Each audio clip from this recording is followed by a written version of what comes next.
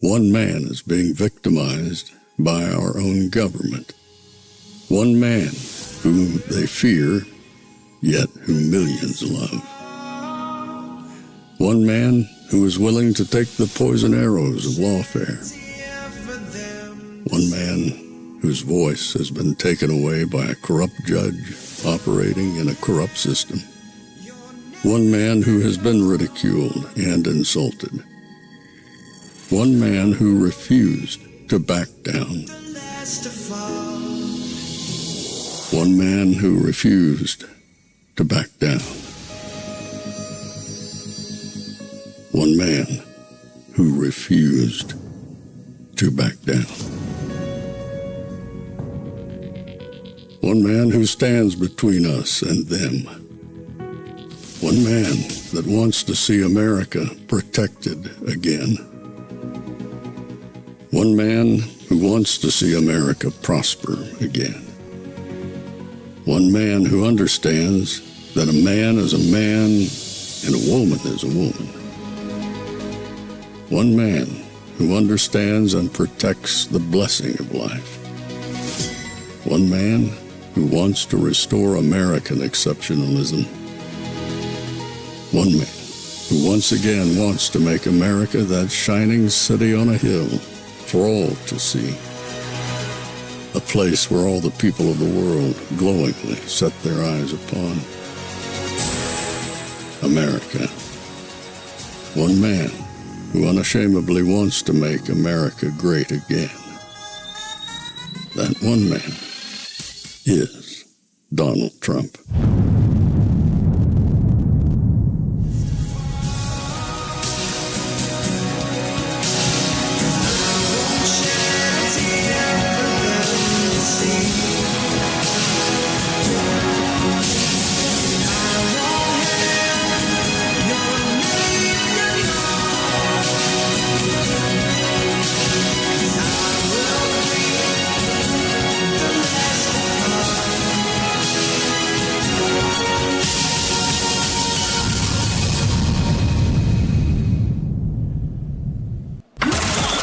This is Fanfare with Barry Cunningham. Breaking news into the Fanfare newsfeed. That's what happens when I hit the wrong button. Welcome everybody to the Tuesday right after Labor Day. Hope you guys had a great Labor Day weekend. We're back to business, and there's a whole lot of stuff going on. So I had talked to SV this morning, and what we're going to start doing is when there's a lot of breaking news before the show, I'm going to do a breaking news segment. So that's why I was supposed to hit this button. Breaking news into the Fanfare newsfeed. And I had hit the wrong button. So we're going to go with some breaking news really quick that's happening. And I guess I should remake that graphic to depending on what time of day it is for almost breaking news, or it was breaking news. Well, Judge Breyer rules that President Trump's deployment of the military to Los Angeles violated the Posse Comitatus Act, said Trump is using military as a national police force with the president as its chief. Injunction granted. In case you haven't been paying attention, it is obvious now that the Democrats have launched their newfound initiative. And it's like, we can't get anything done in Congress. We can't get anything done in the Senate. We can't get anything done. No one's listening to the media. So that final wall that they have has been activated. They are using every possible means with the judiciary to stop Trump. They don't care if it gets overturned later. Right now, everything is about stopping Trump. Letting them basically become 400 little presidents across the country. They are showing you they run the country. Not the president, not the Senate, not the House. These judges, are running the government. It is absurd. And so I've said it many times. If you don't realize right now we are in the midst of a civil war, you're not paying attention. They are doing whatever they can to overturn the will of the people. By definition, that's a civil war. They don't want to use the way it's supposed to be. They are now using judges because they don't have anyone in the White House. They don't have power in the Senate. They don't have power in the House. And they have created their own slice of government to lead this country. And they don't care what you think at this point. They don't care what anybody thinks. They are going to do whatever they can to stop Trump and to stop the improvement of America. In addition to this, you all know, or most of you should know, that another judge decided, yeah, you can't do tariffs. Let me tell you, if the Supreme Court doesn't step in immediately, I mean, when they get back in office in October, immediately strike this down, we're probably done. Here's why. The trillions of dollars that President Trump has brought in, all the deals that have been brought in from all these different countries because of the tariffs, we would have to all of a sudden pay back. We would go from basically a booming economy to probably a depression almost overnight. They want this. They want the grounds to stop. They actually fought and sued, not the other companies. The Democrats sued to stop the tariffs. They stopped. They want to stop the money flow coming into America. Let that sink in real deep. They didn't do it to stop any other countries going out. For years and decades, they've tossed money to these other countries. But now that these countries are having to pay America, oh, we can't have that. We need to have the poor population. We can't have prosperity in this country. Open your flipping eyes. It even happens in our chat. People are undermining the success and prosperity of America, and they walk amongst us. Every single day when I talk about prosperity, SV and the mods have so much work to do because people are pissed off because we talk about prosperity. And now you've got the Democrats suing to stop us getting money back. They have no problem with it going out, taking your money and sending it to every corner of the world. But the fact that Trump's like, nope, you're going to pay us, they're all freaking out. So you have to think to yourself, why?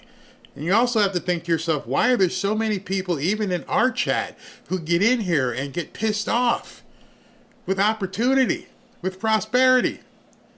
And now you get another one that says, hey, now you can't use the military. Well, today's announcement, speech, presser, whatever you want to call it at 2 o'clock, is specifically about what we've heard, something to do with Department of Defense. I don't know if he would call it an announcement just to say it's Department of War, but who knows? But nonetheless, the Democrats are speculating. Trump's dead. Trump's dead. He's going to resign. He's sick. They're sick. They want the end of America. As soon as people wake up and realize, hey man, they're not playing. They want us done for. And there's so many people who have faked that they're on the right, who have tried to pretend as though they were anti-Democrats. Nope, they're trying and they're hoping as well that this country goes to pot. Pick your friends wisely. Recognize your enemies, because at this point, they are indeed your enemies. They don't want what's best for you and your family. They want to see this country and you and your family bow down to the Democrat Party. Actually, I don't think it's Democrat anymore. I think it's communist. Let's see what else came out that I want to share with you. Oh, all right, this one. Representative, I can't even believe what I'm reading here. Ilhan Omar's net worth skyrockets to $30 million months after she denied she was a millionaire. That's not a misprint. Ilhan Omar, a Somali refugee who came here with dirt in her pockets, is now worth $30 million. If you guys don't realize the deck is stacked against you and that these people are the biggest hypocrites you'd ever seen, you're not paying attention. Yay, out there, communist, socialist, I got $30 million. I'm in the squad. We hate the rich. We hate the white rich people. I got 30 million now. And Jasmine's got a couple mil. And AOC's got a couple mil. But you can't. No, you can't do it. Funny, I never see the anti-communist, anti-prosperity people talking about these people. It's always me or somebody else who's made money. 30 million. Do you know what her statement said when she became a congressperson? Do you know how much she had to declare and say that she had? When she came into office, let me see if I can find it for you. Her initial disclosure, I'm going to pull this up directly from the New York Post. Her initial disclosure, okay, here it comes. This is from the New York Post. Decided they were going to write an expose article on Ilhan Omar. Right? Here it is. This is how she got to $30 million, which is very interesting because as they're totaling this up, they keep saying boyfriend. Well, I never knew you could count your boyfriend's company on your bottom line. But that's what she's saying. Well, because her brother, the one that she married to, that's not on here. All right, so let's go up here. The surge in, okay, and understand who it is. Omar reported a net worth of $30 million in her latest financial disclosure, a document filed just months after she dismissed claims as her being a millionaire is ridiculous, categorically false. The disclosure filed in May showed the far-left squad maker and her husband, Tim Minette, experienced a roughly 3,500% increase in her net worth compared to 2023. 3,500% increase.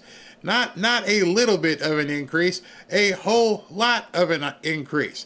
And this, let's see. Now, understand how this money flowed. Omar paid her husband's consulting firm $2.8 million. So the money that people donated, she paid to her consulting firm, which was owned by her husband.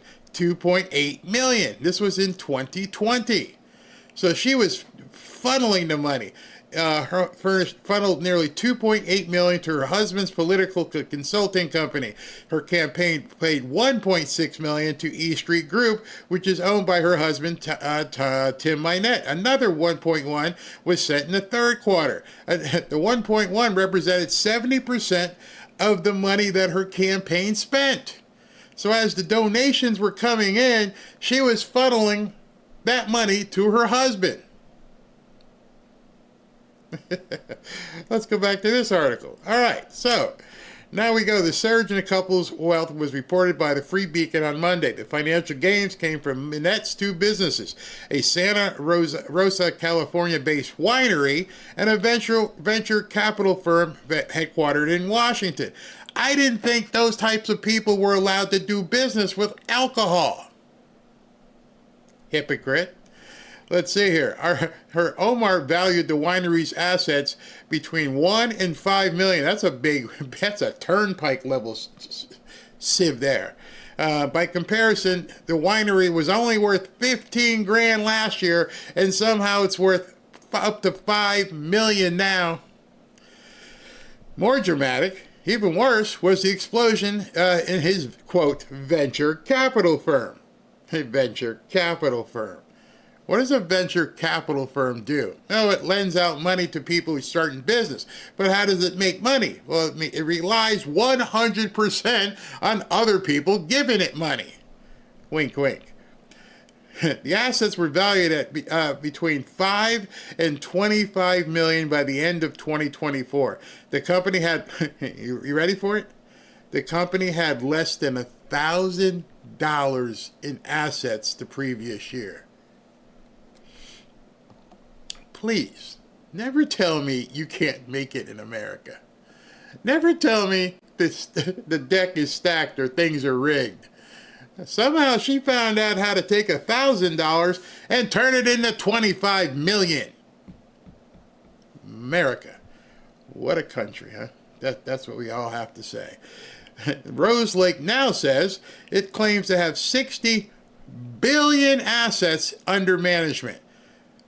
From $1,000 in assets to 60 billion that they are now managing, meaning 60 billion people, companies, firms, NGOs, USAID, placed $60 billion in the care of Ilhan Omar's husband, the guy who's married to a Somalian who hates capitalism. And you're like, can you manage my money? I'm serious. You know, there's no one better, I think, could manage my billions than someone who doesn't believe in billions. The company touts its deep global networks built from on-the-ground work in 80 countries, working across business, politics, banking, and diplomacy. It offers clients expertise in several facets of business, including structuring legislation. The congressman cried disinformation when asked about the online speculation that she was a secret millionaire.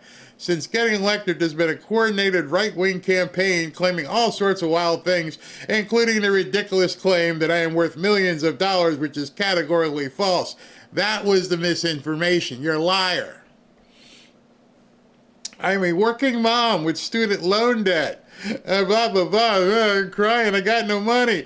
The disclosure list is $100,000 in credit card and student loan debt owned by Omar. She also has between $1,000 and $15,000 in her congressional credit union and another $15,000 to $50,000 in a retirement fund. And she did not respond to the request for comment. Of course she didn't. The cat's out the bag. They're a bunch of friggin' thieves. It's okay for us to make money. It's not okay for the rest of America. You people need to pump the brakes. Capitalism sucks. And I couldn't wait to talk about this after what's happened the last couple of days when everybody, not everybody, but there were so many people, Barry's talking about money again. Shut up. Shut the F up and go talk to Ilhan Omar. And I don't know who that is. But I find it ridiculous. It's absolutely absurd that there are people out there saying capitalism is bad while they're also capitalizing big time. To the tune of $30 million and $60 billion under assets. Oh, you're so successful. You're making so much money. Yet you're not supposed to. The rich white man not paying his fair share. Well, what's the fair share of $30 million? I don't see you cutting that big check. Nor do I see, what's her name? Elizabeth Warren cutting that big check. Nope. Nobody's cutting those big checks. Just telling you shouldn't make any money. Money is the root of all evil. No, it's not. The love of money is the root of all evil. Just remember that. These people are so full of it, they can't even see straight. And this is the indoctrination they're doing to college kids right now. They're telling them, hey, go after the rich people, eat the rich, and the white people suck, and the man's after you, and housing is overpriced. It's all a big play. It's all an orchestra, and you're sitting in the audience watching. These people are full of shit. Excuse my language. All right, so let me move on to the next bit of breaking news. This came out. Wannabe Trump assassin Ryan Routh is now in his final pretrial hearing after firing his public defenders. The DOJ introduced classified evidence against Routh, which the judge said could cause exceptionally grave damages to national security, so she blocked its release. The public deserves to know if this guy was working on behalf of a foreign country or a deep state intel agency. Judges gonna be judging. Nope, you can't see this. What do you mean? This guy tried to kill the president.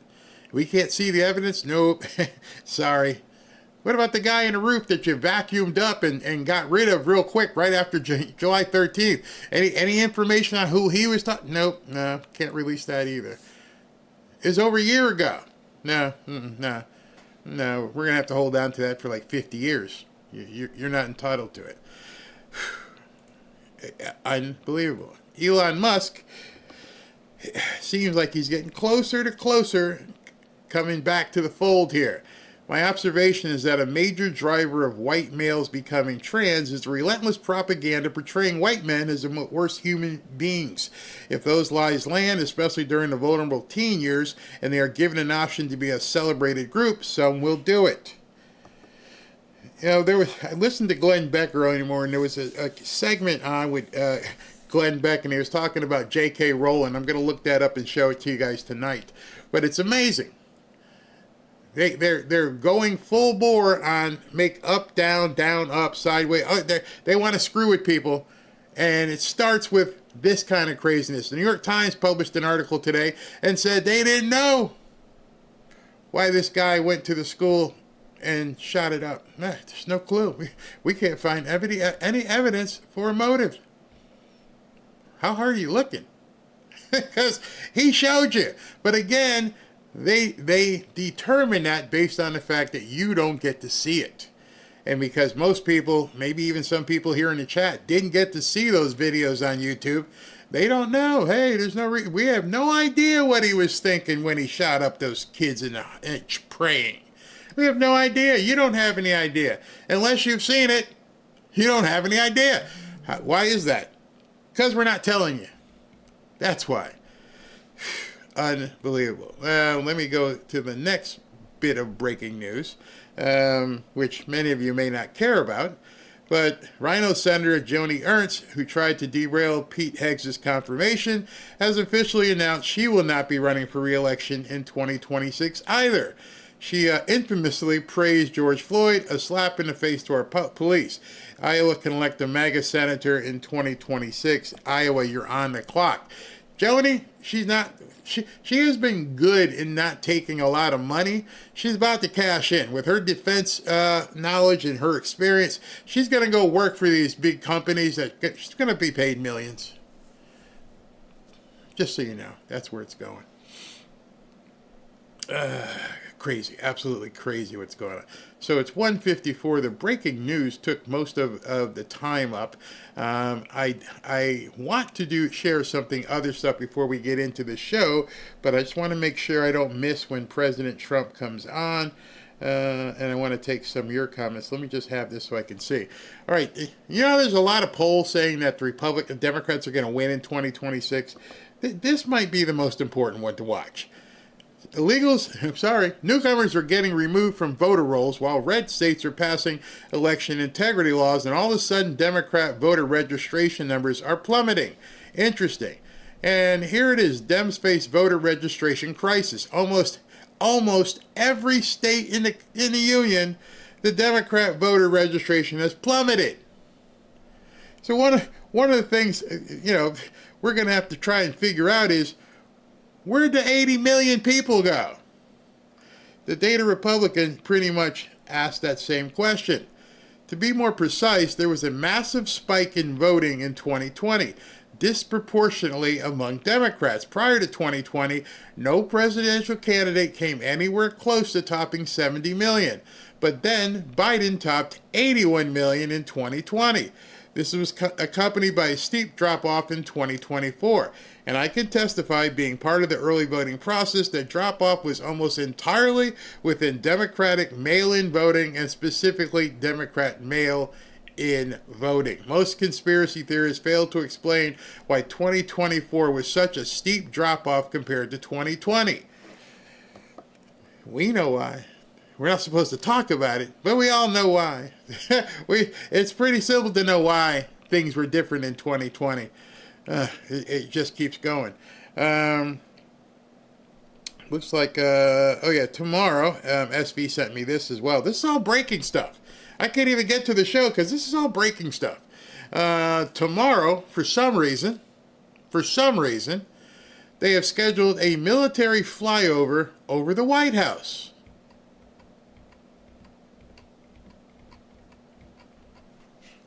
Y'all gonna have to chew on that one and go, why would President Trump all of a sudden, or Pete Hegseth, all of a sudden say that we're gonna do a flyover over the White House. I don't know why. I don't know why. And then lastly, Ashley just sent me this one. 600 military lawyers have just been authorized to serve as immigration judges in an effort to speed up mass deportations. So it's going to be interesting as they try to have these other judges, these district judges, be in power over what's happening, and at the same time, simultaneously, President Trump is putting up his own judiciary. 600 military lawyers are now going to be exclusively working on immigration. There is so much happening. I mean, we basically need scorecards because everything you just saw is just what's happened since this morning. And I still got a whole show to go with. I mean, depending how long President Trump is here. And man, it just keeps happening. And also today at the same time as all of this is going on, President Trump, which I'm going to talk about later after he talks, providing it's a short one, he posted this. And I want to show you this because it leads in specifically to what we're going to be talking about after he's done. Is Chicago is the murder capital of the world. I am going to show you Democrat politicians bending over in the most gymnastics of possible to try and say this isn't about crime. And I had told you over the weekend, make sure you check the stats on Tuesday, because the stats on Tuesday are going to tell you a scorecard over the weekend, and oh boy, was it bad. It indeed was the murder capital of the world. And President Trump, not waiting for me, go ahead and posted the stats. And here are the stats just from this weekend. Let's not make any bones about it. This is just from this weekend. 54 people total and shot over the Labor Day weekend. 8 killed. The last 2 weekends were similar. Chicago is the worst and most dangerous city in the world by far. Pritzker needs help badly. He just doesn't know it yet. Oh, he knows. I will solve this crime problem fast, just like I did in D.C. Chicago will be safe again, and soon. So here's what has happened. President Trump has put the Democrats in quite the chess match.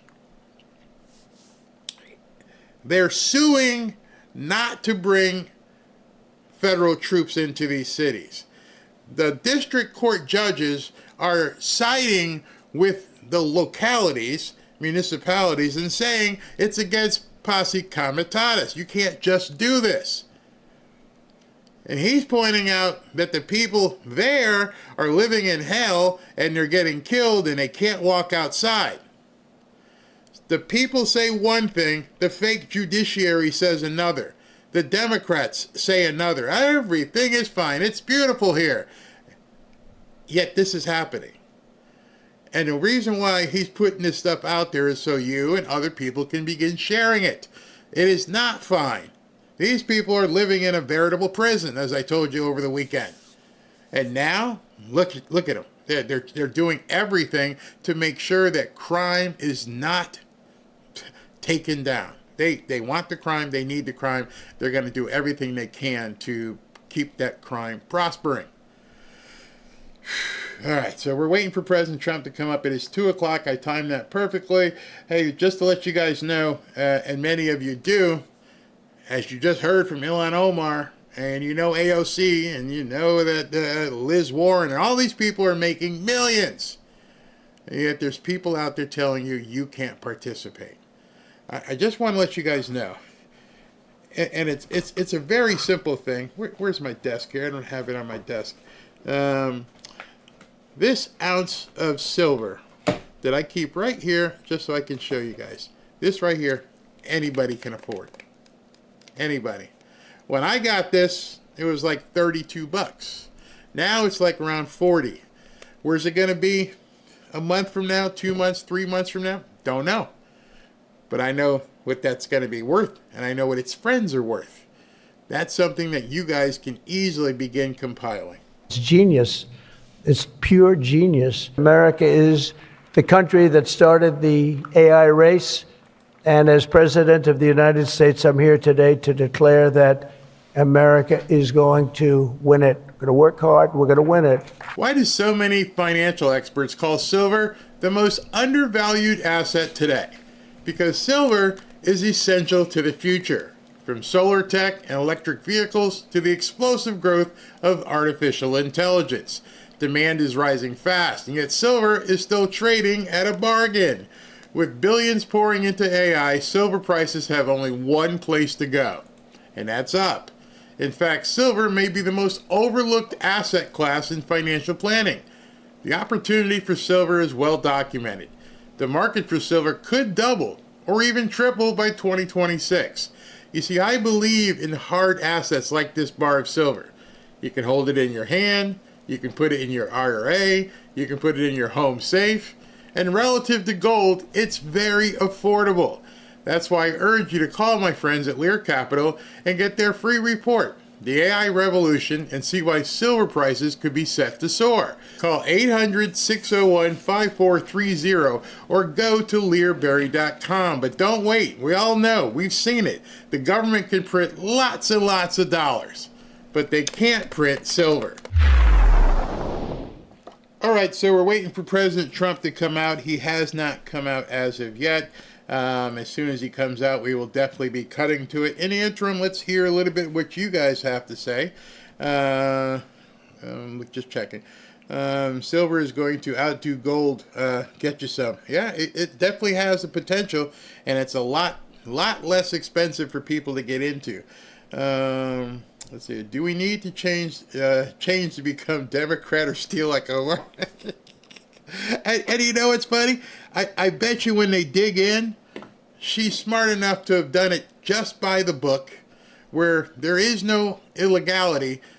Ethics, that's one thing. Illegality, they're probably going to say, well, she did it by the book. That's the sad part about it. The rules are meant for them to get rich. Everybody else, hey, it's not. We shouldn't be doing this. We need to make sure that everything is done correct, because, oh my gosh, we'll come after you. The IRS will make your life a living hell. Ask Al Sharpton about that. That's crazy. Yeah. What about copper? Not sure about copper. Somebody asked me. I heard that President Trump had a mild heart attack. If it's true or not, please someone search and find out the truth. Whoever told you that, whoever told you that Trump had a mild heart attack, unless he says it when he comes on right now, or Caroline Levitt says it, you can go ahead and just toss that, or maybe stop following whoever said it. Why can't they deport her for immigration fraud? Yeah, I wish they would. I wish you would stop saying these people are making millions, they are stealing millions, because I am not going to say that, because I don't know she's stealing anything. You don't know if she's stealing anything. Unless you know specifically how they set everything up, she may be going exactly by the letter of the law. See, the problem is you guys don't know that law. You don't know what these people are doing. Now, if like Nancy, if she's doing insider trading, yeah, that's oh, no, that's not against the law either. See, that'd be against the law for you and me. We can't get any hot tips and say, oh, you know, XYZ company is about to get a contract. Let's make some money off it. No, that's illegal for us. As of today, it's not illegal for them. That's the thing that people have to realize when, as much as we look at this and go, that's got to be fraud. No, they just have made all these laws that, you know, you voted people in, I voted people in, and even the people we vote in are still using the same laws. They all know when something's about to happen. They sit on these committees. They talk amongst themselves. Hey, Blue Star's about to get a contract to drill in Arctic. Better buy some of that stock. It's crazy. Yeah, she's shady. Exactly. It sounds illegal. It only sounds illegal because we don't know. I think there's a guy who was a big comedian who said that one time. It's a big club. We're just not in it. You can be close to being in it. I've had an interview with a gentleman who is basically, he runs the Pelosi tracker, and you can work with his company and kind of see what's going on. But other than that, they're doing what they're allowed to do. And it's hard to get it changed because the people doing it ain't going to vote themselves out. Let's see what else we got. George Carlin, exactly. It's a big club and you ain't in it. Who is the main kingpin? Who is pulling these strings? We know it's evil. That's a good point. That is a good point. Yeah, silver is 41.09 today. It was like 40 over the weekend. It's up again. I can't be the one who keeps mentioning this to you. I can't be the one who continually says, hey, you might want to look at this. At some point, people here in America in this chat, gonna have to say, you know what? Maybe instead of that Starbucks Grand Latte this week, I'm gonna forgo that. I'm gonna make some coffee at home, and I'm gonna start buying an ounce of silver each week. Something like that. Barry, edit a clip about Ormar with pictures so we can send it around. Yeah. Let's see here. We are all in the same country, and nobody's above the laws of the land. I completely agree. I 100% say nobody's above the law. The problem is the laws you don't know about. You know, I've told people here just stuff about real estate, and they're like, you can do that? I'm like, yeah, you can do that. It's legal. And they freak out. So whatever she's doing, if somebody told her, hey, Elon, here's how you can make some serious bucks, okay? You're going to get these people to donate your money. Then you're going to hire this company to be the consulting firm. It's your husband's company? Yeah. So the profits you make come to my household? Yeah. And that's not illegal? Nope. You can do it. Sucks to be people who don't do it. That's what they're doing. Capitalist chat. If Trump in the Department of Justice doesn't make drastic changes, this country is done. I mentioned to you the other day, 2028. I won't say too much. 2026, 2028. They get in charge. We're in big trouble. We are in big trouble. You better start banking now. You better start. Because if they somehow find a way to win in 2028, which I don't know how it could be possible, you'd have to be completely insane. But isn't that what Democrats are? Who knows what they will try? And they're not even being this much concealing on what they want to do. They are saying it openly now. If we get this thing back, oh, you don't even know. This is gonna be like Cuba, and we're gonna love it. They're saying it. I have a video tonight to show you where they say we're gonna do away with the Electoral College. That's gone. We're gonna stack the Supreme Court. That's done. We're gonna undo everything Trump did. All of it. That's done. But if you do all that, the country goes to hell. Sucks for you. That's pretty much what they're saying. And they've got enough little minions out there who don't have anything and don't have any knowledge, and they're all just, this is fantastic. This is fantastic. Destroy America. America sucks. Crazy. The Democrat Party is evil. It has been taken over by Satan. I can attest to that being true. Let's see. Can't buy just one with Lear. That's another good place to go. All right, I'm going to give you a hint. I would, if I were in a position where I wanted to get, 2 or 3 ounces, a couple $100. Look up in your local area and see if there's any dealers. If you don't have the minimum to buy with Lear, perhaps look at a local dealer. Or if you have friends, let's say you've got your sister, your brother, your uncle, and say, listen, can we put together $2,000, $2,500 together, do a purchase at Lear? See, I never understood when people say I don't have enough for the minimum.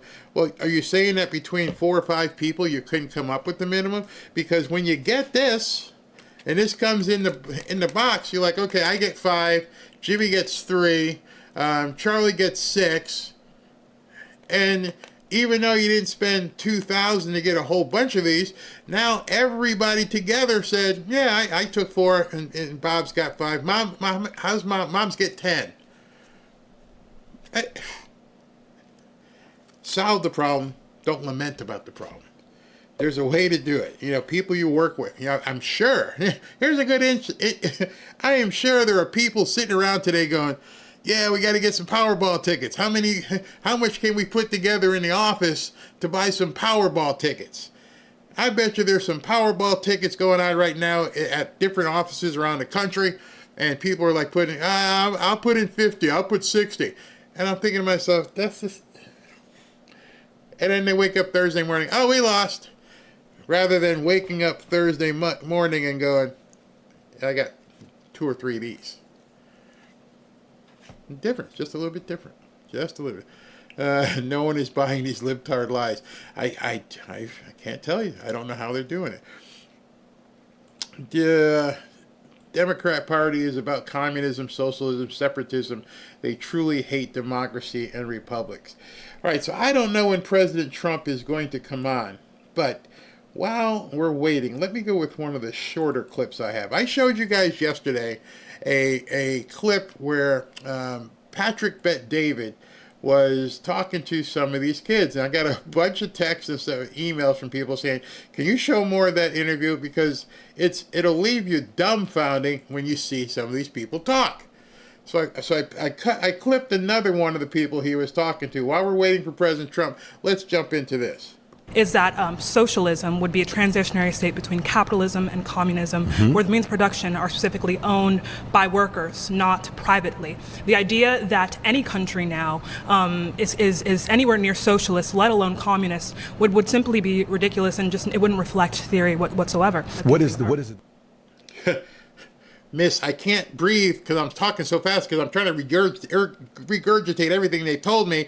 There's no other country out there that's communist. What do you call Cuba?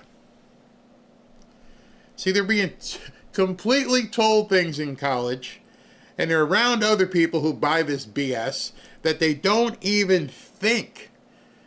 It is memorization by indoctrination, which causes them to communicate really fast because they have to keep talking because they're spitting out stuff they don't know. And as you'll see, she talks so fast. She knows everything, really. It's like, hey, man, slow. And I love what Patrick does. He slows it down. And he shows you the contrast of someone who knows what the hell they're talking about versus someone who's just got to get a point down. And he keeps talking to her slow. Definition of communism to you? Stateless, moneyless, classless society. And you prefer that? Yeah, so I think that we should be moving towards, communism. Yeah, stateless, moneyless, classless society. So yeah. you stateless, mindless. It sounded like she said moneyless. It sounded like she said stateless, mindless. Because that's what she's saying. Stateless, mindless. It is a mantra. They've taught these kids just to say it, learn it. And he's like, so that's what you want, huh? A stateless, moneyless, cashless society. Who's going to pay for your weaves? Those braids ain't yours. Who's going to pay for all that? Think a person like me should exist with the amount of wealth that I have? Yeah, because I think that we're getting to this point where we're creating fake scarcity for people like you to accumulate the wealth that you have on the basis of private. Fake scarcity. Boy, this sounds like one of those YouTube videos are out there about living abundantly and all this crap. Fake scarcity. What in the hell is fake scarcity? There either is or there isn't. I hold up this and go, hey, you guys can buy some silver, and it's fake scarcity. There's only so much to go around, honey. It's not fake. I don't know what she's talking about. Fake scarcity. But ownership. Okay, so you're not capitalist. You're definitely not capitalist. You're not socialist. You want to go full communism. So what do you think that looks like, though, is a thing, right? So what Mark... You don't have to ask me what I think communist looks like. I've been educated.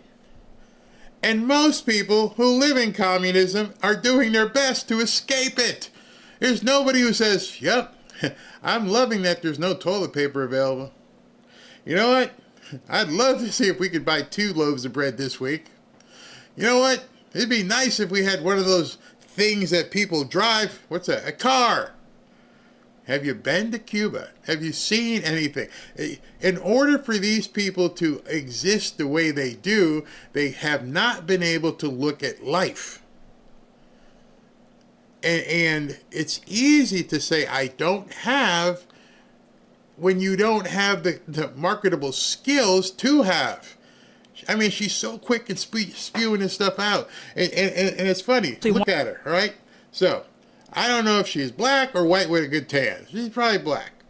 She's got braids or woven hair. She pays for that. She's got makeup on. She's probably got a decent clothing on, whatever is left of it. Yet she's telling you she wants to live in a communist society where none of what she's got right now would she have. That's a paradox for your ass. I would like to live some world where I don't have what I have now. I don't have a cell phone because nobody can buy it. I don't have funky hair because it's not sold here. And if it was sold, I can't afford it. I can't wear makeup. Can't afford it. The government's not allowing you to wear makeup. Matter of fact, the government's not allowing you to talk. What are you eating? What are you wearing? Was for us to reach a point where we no longer have the scarcity of resources that has kind of predicted, history as it looks like now. It wouldn't happen now. It would happen as we automate. At this point in time, we can decommodify housing and food and education for around. We can decommoditize housing, food, and education. Just exactly how would you do that? I'm not even going to go to housing because I don't want to go down the real estate trail because people get pissed off when I talk about the real estate trail. But just go to the other two, the ones that everybody consumes. Food. How are you going to decommoditize food? Oh, we're going to take over all the farms and we're going to make sure that all the cattle and all the meat from the... Oh, wait a minute. No, there won't be any farms because we don't want you eating meat. So, Barry, you didn't understand. There won't be any cattle. Oh, my bad. All right, so you're going to have all this farm, and you're going to make lettuce and wheat, all this kind of stuff, right? Yeah. And then what? The government's going to, harvest it and prepare it and drive it to the truck, drive the trucks to the markets. What markets? Because the Publix will be closed. The A&P, no, that won't be there. What? Oh, the government market. Ma'am, can I ask you a question? Yeah. This works very well? Yeah, you do you know of any country where this is working? One. Can you show me one where what you're saying you'd like to see is working? They haven't really thought it out. If we decommoditize food, how are you going to eat? You think because at that point, see, this is their problem. They think that the government would still have the same tax base to do all these things if nobody was working. So if nobody's working and you've been assigned to drive the truck, so hopefully you get the extra loaf of bread. Show me anywhere where it's working. Anywhere. It's a very simple question. Show me where total communism works in every country. Don't say China. Don't say China. There's a lot of business being done in China. So your only model is Cuba. And everybody there is like, I wish I can get the F out. 5% of the government budget. That's 1/5, a little bit over 1/5. I love that they were fact-checking people in real time. The claim is not realistic. For instance, U.S. consumers and entities spent $2.6 trillion on food in 2024. The government spent a total of $6.75 trillion, so food would have been 38% of that. And she's like, it's only 5%. You're an idiot. What we spend on the military already. We don't, because we were living in the state where it almost seems utopian that things like food and shelter can be free. How old were you the first time you thought you wanted to be a communist? How old were you the first time? Is that a response I'm to any of the... Very simple question. How old were you? What have you done in your life right now that you're saying, you know what, the alternative is much better? Where have you worked? What have you done? How old are you? Oh, what's that got to do with anything? A whole hell of a lot. No, because the statistics are against you. The statistics... It's never worked There's so many Cubans that move to Miami. They There's a love their statistic that country. They hate the 5%. politics. In Russia, they Do you know even how run much- away from do you know how much communism money- because it didn't work. It killed so Because many that people. almost like it wasn't communist. It's almost was there a state? amateurish Yes, to there debate was. Was a there class? communistic Yes, there argument. was. It's almost like you're not replying to any of the statistics that I've presented to you. I think that's the biggest problem. You're a dictator telling me what Dictators dreams would not should be allowed under communism. Dictators. She said that. Dictators would not be allowed in communism. She should just end this conversation and walk quietly off the set.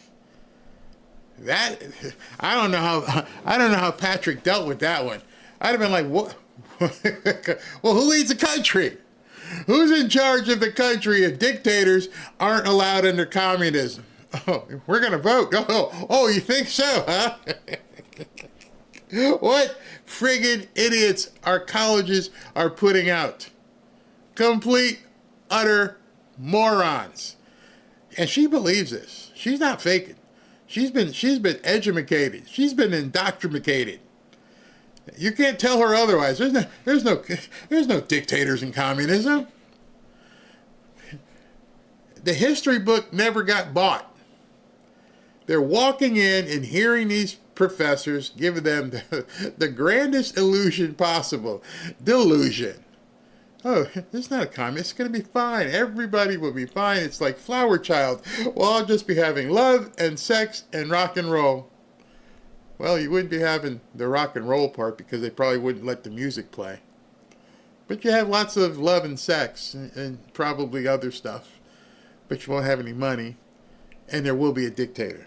Of course, running communism. But they weren't. If somebody's taxing 100%, what is a dictatorship? So again, how much money do you think? 100% in taxes, what is communism? How much money do you think? Dictatorship. How much money do you think would it take to, I don't know, allow everyone food, shelter, water, and education in this country? That's a cyclical question. How much money would it take to give everybody a house and food and everything else? Electricity? How much money would it take? No, that's the wrong question, honey. The question is, where's that money going to come from? See, they haven't thought about that. Let's say it was $1,000. The country could exist on $1,000. It would cost $1,000 to run the electricity, feed everybody, and blah, blah, blah. And if it was even that number, where's it coming from? They don't answer that. That's more ludicrous than the communist dictator question. Where's the money coming from? You think people are going to bust their ass because they're not getting paid for the luxury of a loaf of bread? You're going to find that out in New York City. When they put Zohar and the Great in there, we're going to tax you at like 70%. Oh, not me. Not me. I'm about to hit the plane. We'll be in Florida real soon. Bye. How much money would it take? Yeah. But going back to your question here with communism, stay on that point there with communism. Nothing I say is responded but to. I'm trying to find out from you here. You're saying Right. communism is not dictatorship. No. Define dictatorship. Yeah, so when one person or one small entity, Right. is able to, enforce its will on the people. When we have a Beautiful. private ownership, Yep. when we have a system based on private ownership, Yeah. that's what happens every That's single dictatorship? time. Yeah, so we dictatorship is private ownership? Yeah, so private So let me get this private straight. Under ownership. communism, under communism, doesn't Elon Musk exist? Yeah, no. No. So that's the So a private owner doesn't exist. And Elon Musk, no, he doesn't exist. Okay.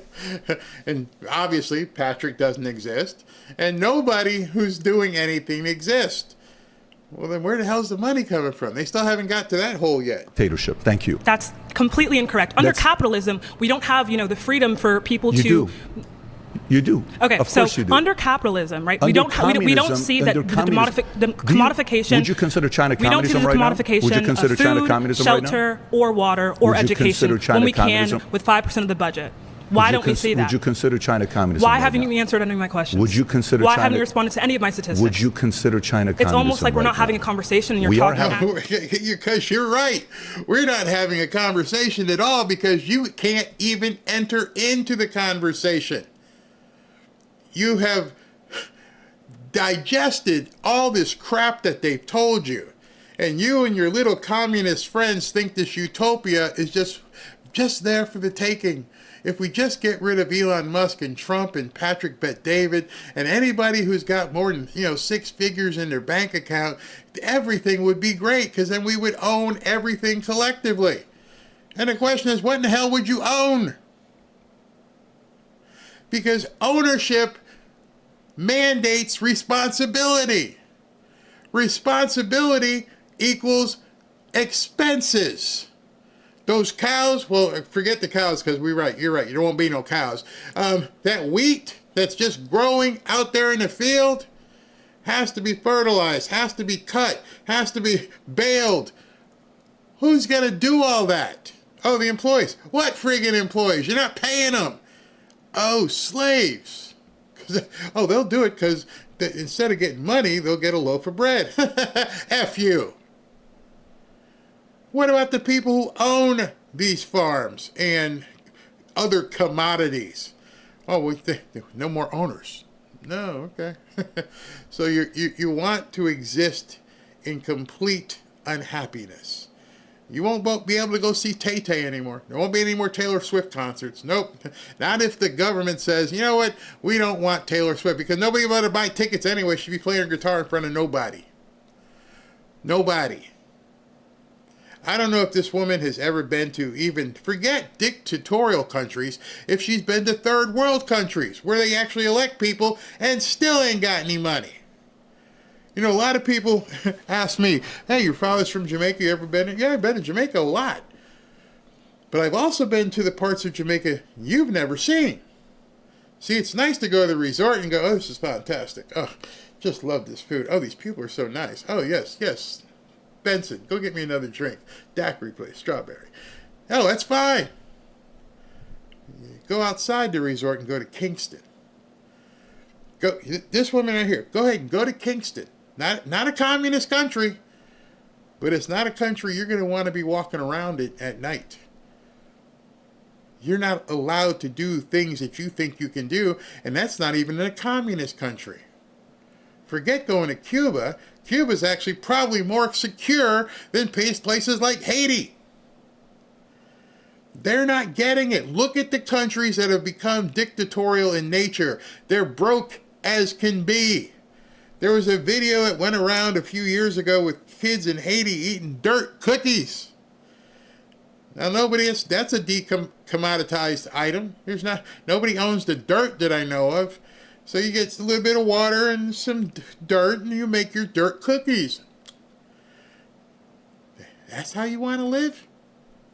Seriously, is that how you expect to live? Where is this utopia? Define it for us. Conversation where you have an argument that's been proven that it's not working. It's almost like I just gave you a definition of communism for you to critique, and you haven't been able to. If it's such a great system, why are other nations not? It hasn't happened yet because we've never been at a point for it to happen. Because we've not found a...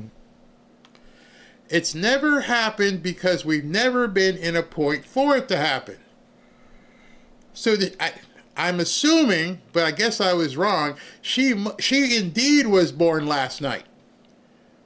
She has to have been born within the last couple months in 2025. She is saying it's never been done. I don't know how these people walk the earth. I don't know how these people have any conception of life. What in the hell are you doing in these universities? This woman sitting here thinks that communism has never been done the right way, whatever the right way is. What's an example of it being done the right way? We're in trouble. There's too many people who think this way.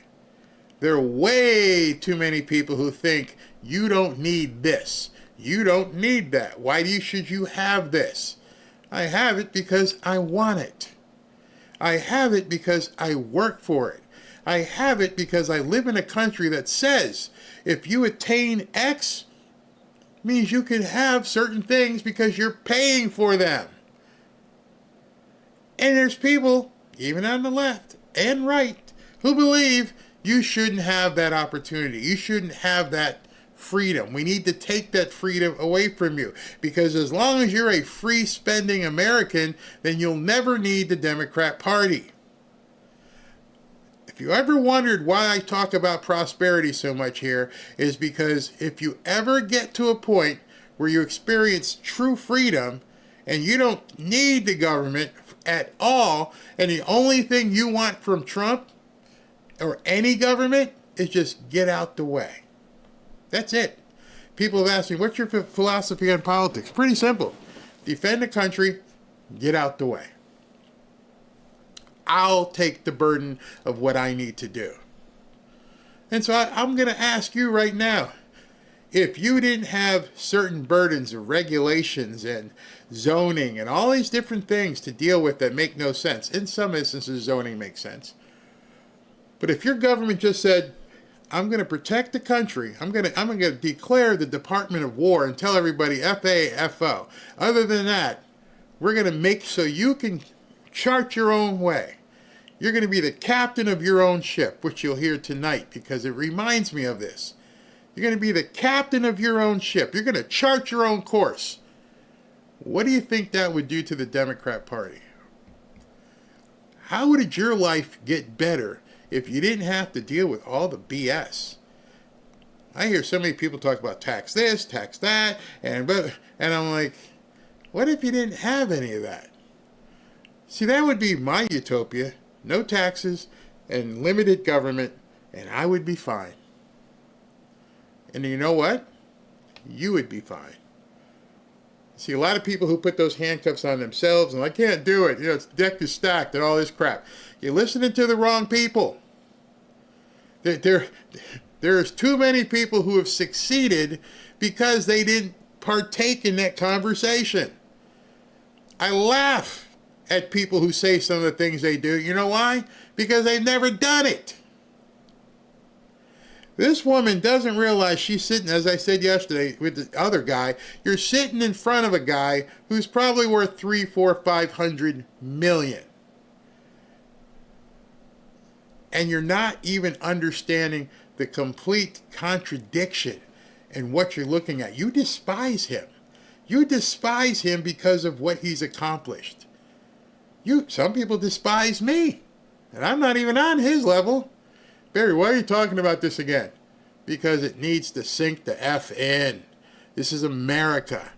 America, not what the America she wants. Noble person that can do it the right way, that's not a dictator. If you were to read the plain text of Marx, we would see that he wanted us to reach... I've read Communist Manifesto. I've gone through it. I promise you, if you you wouldn't have said that capitalism today is socialist. Have you read Wealth of Nations? Yeah, so I've read Das Kapital. I've read the Communist Manifesto as well, Engels' Collective Works, etc. What do you think, if you think that communism is in any way us having wages or us having, a privatized music production, you don't know what it is. You choose my dreams, and I refuse to do that. Who are you arguing with? Dictate my Where dreams. did you get that from? What do you mean? Well, haven't I?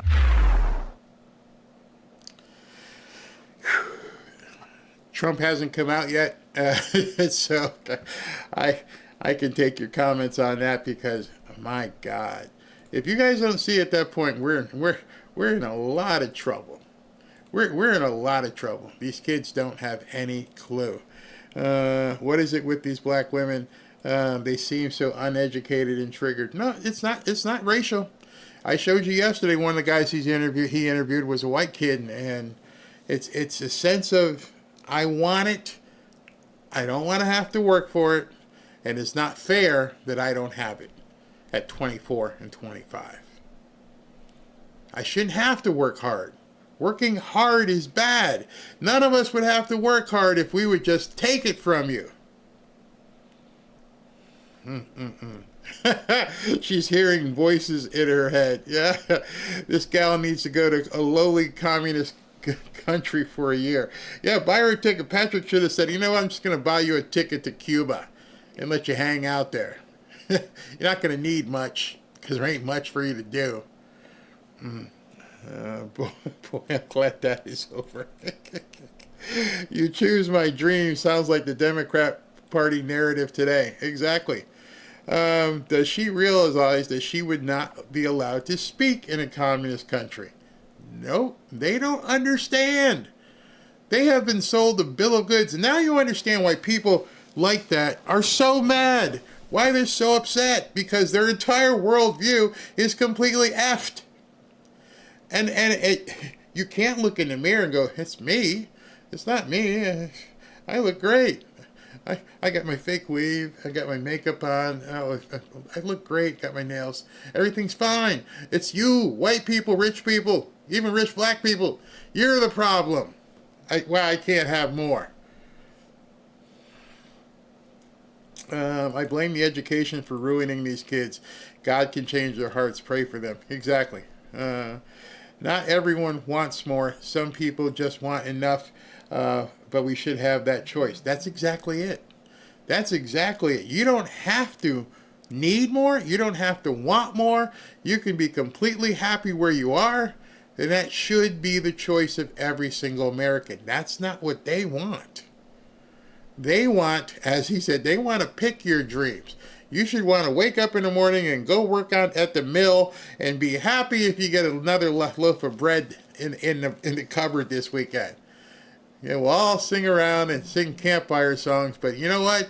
We got a place to live. It's some hovel, but we don't have to worry about everything. That's what they want. They think this is the 60s. You can tell, you look at her, she thinks this is the 60s all over again. Without God, this is what you get. So tonight, before we do the jump over, I'm going to be talking to a psychoanalyst or psychotherapist who's going to be talking. We were going to be talking just about what happened with the guy who shot up the church. But this is something else I want to bring up. Actually, make sure he's ready for it. But what has happened? What has happened to the psyche of these kids? I mean, think back when you were 23, 24, 25. It's funny that one person said, not all of us want more. That may be where you are now. When you were 21, 22, 23, the world was your oyster. I'm going to do this. I'm going to do that. We're going to do everything. I can't wait to hit the open world. When you're 16, you first got your driver's license, and that right of freedom. You're like, I can go places. And now these kids are being told, you can't. You shouldn't want to. They're even being told not to procreate. Don't have kids. Who needs kids? They're even told, don't date. You don't have to date. Oh, now you have to do that. And you know what? If you're not comfortable who you are, we can change that too. Snip, snip, snip. Think about that as a 22-year-old. All the different things that you were going through. When you're going through great relationships with women or men, and bad relationships with women or men, and good jobs and bad jobs, and somehow here you are in 2025 and you got through it all. And these kids don't see the future. The future has been, dare I say, taken from them? Barry, which of us do you think aren't getting it? Obviously not you, but you haven't seen the emails I've gotten from people. You haven't seen some of the people in chat. I love the 80s and 90s. Man, the 80s and 90s, awesome. Loved it. Absolutely loved it. If this is the future leadership of America, we're done. There's no money for anyone. Dingbat. Done. So when I hear people put up polls and everything else, I'm thinking either you're making up this information that the Republicans are in trouble in 2026, or there's a lot of stupid people voting. No other way. The future has been engineered out of them so they will accept and promote communism. There's no way we can kumbaya our asses out of this mess. When I was 23, I thought life was nothing but fun and games. What's the term? 8 foot tall and bulletproof. Where's the party? What are we doing this weekend? Road trip. Everything was fun. Fun. There is no fun in the Democrat Party. There were people protesting football games this past weekend. They were protesting football games. And that's one of the things also I wanted to point out. Here we are, we've just completed the first week of football, college football. This weekend coming up will be college and pro football. Did you notice anything?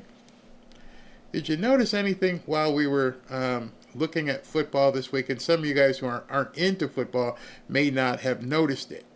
And one of the things I noticed, which I knew was going to happen, is that stadium after stadium after stadium, there were tens, 50,000, 100,000 in Neyland, Michigan, hundreds, packed stadiums across the country. And I was watching the exuberance and how happy people were. Packed stadiums, no matter what channel you turned on, people out there, oh yeah, click, click, click, click. That's what we need to promote. Have fun. What's this? Is this live? Looks like some, maybe some Republicans. Let's listen in. Has unfortunately allowed crime to spiral out of control, whether in D.C. or elsewhere around the country. Unfortunately, we are seeing the Democratic Party and the far left portions of this country protect the criminals rather than backing law enforcement. We've seen city after city spiral out of control. Do you hear the banshee screaming in the background? Oh, free DC! Oh my God, this is awful. It's authoritarian. But we want communism. I thought that was hilarious. They're all screaming about he's an authoritarian, but we want communism. You're not getting the plot here, are you, honey? Well, let's listen in again. It's time to stop turning a blind eye for crime wherever it is. Wherever it is, we must investigate, we must prosecute, and we must protect the law-abiding citizens of this country. Thank you, and with that, I turn it over to Representative Laurel Lee. Good afternoon. I'm Laurel Lee from Florida's 15th Congressional District, and I want to thank my colleagues on the Republican Study Committee for their leadership on this issue, particularly Representative Hageman and Representative Pfluger. So Washington, D.C., our capital city, is the seat of our democracy and a symbol of freedom around the world. But for too long, it has also been a city that is plagued by violent crime, failed policies, and leadership that refuses to take responsibility for public safety. That is why I am proud to support President Trump and my colleagues who are here today in our efforts to return order and law to Washington, D.C. Together, we will advance common sense proposals to restore order, to put victims first, to hold violent criminals accountable, and to stop the revolving door of repeat offenders who cycle back onto the streets. In just the past 2 weeks since President Trump stepped in, we have already seen the dramatic difference that decisive action takes. Carjackings are down, violent crime is trending down, federal coordination has strengthened detention and prosecution. And for the first time in a long while, the people of D.C. are beginning to feel safer in their own neighborhoods. That progress proves a simple truth. When you enforce the law, when you keep dangerous criminals off the streets, when you prioritize the safety of families, and when you allow law enforcement officers and prosecutors to do their jobs, you get results. The American people deserve a capital city that reflects the very best of this country, not one that turns a blind eye to lawlessness. Republicans are committed to ensuring that D.C. is safe, secure, and accountable for years to come, and we will not stop until that promise is fulfilled. I now turn it over to my colleague, Representative Fedorchak. Thank you, Laurel. Thank you, Representative Hageman, Pfluger, for your leadership on this really important issue. I'm Julie Fedorchak. I am a representative from North Dakota, the lone member from North Dakota. As my colleagues have said, crime in our nation's capital is out of control.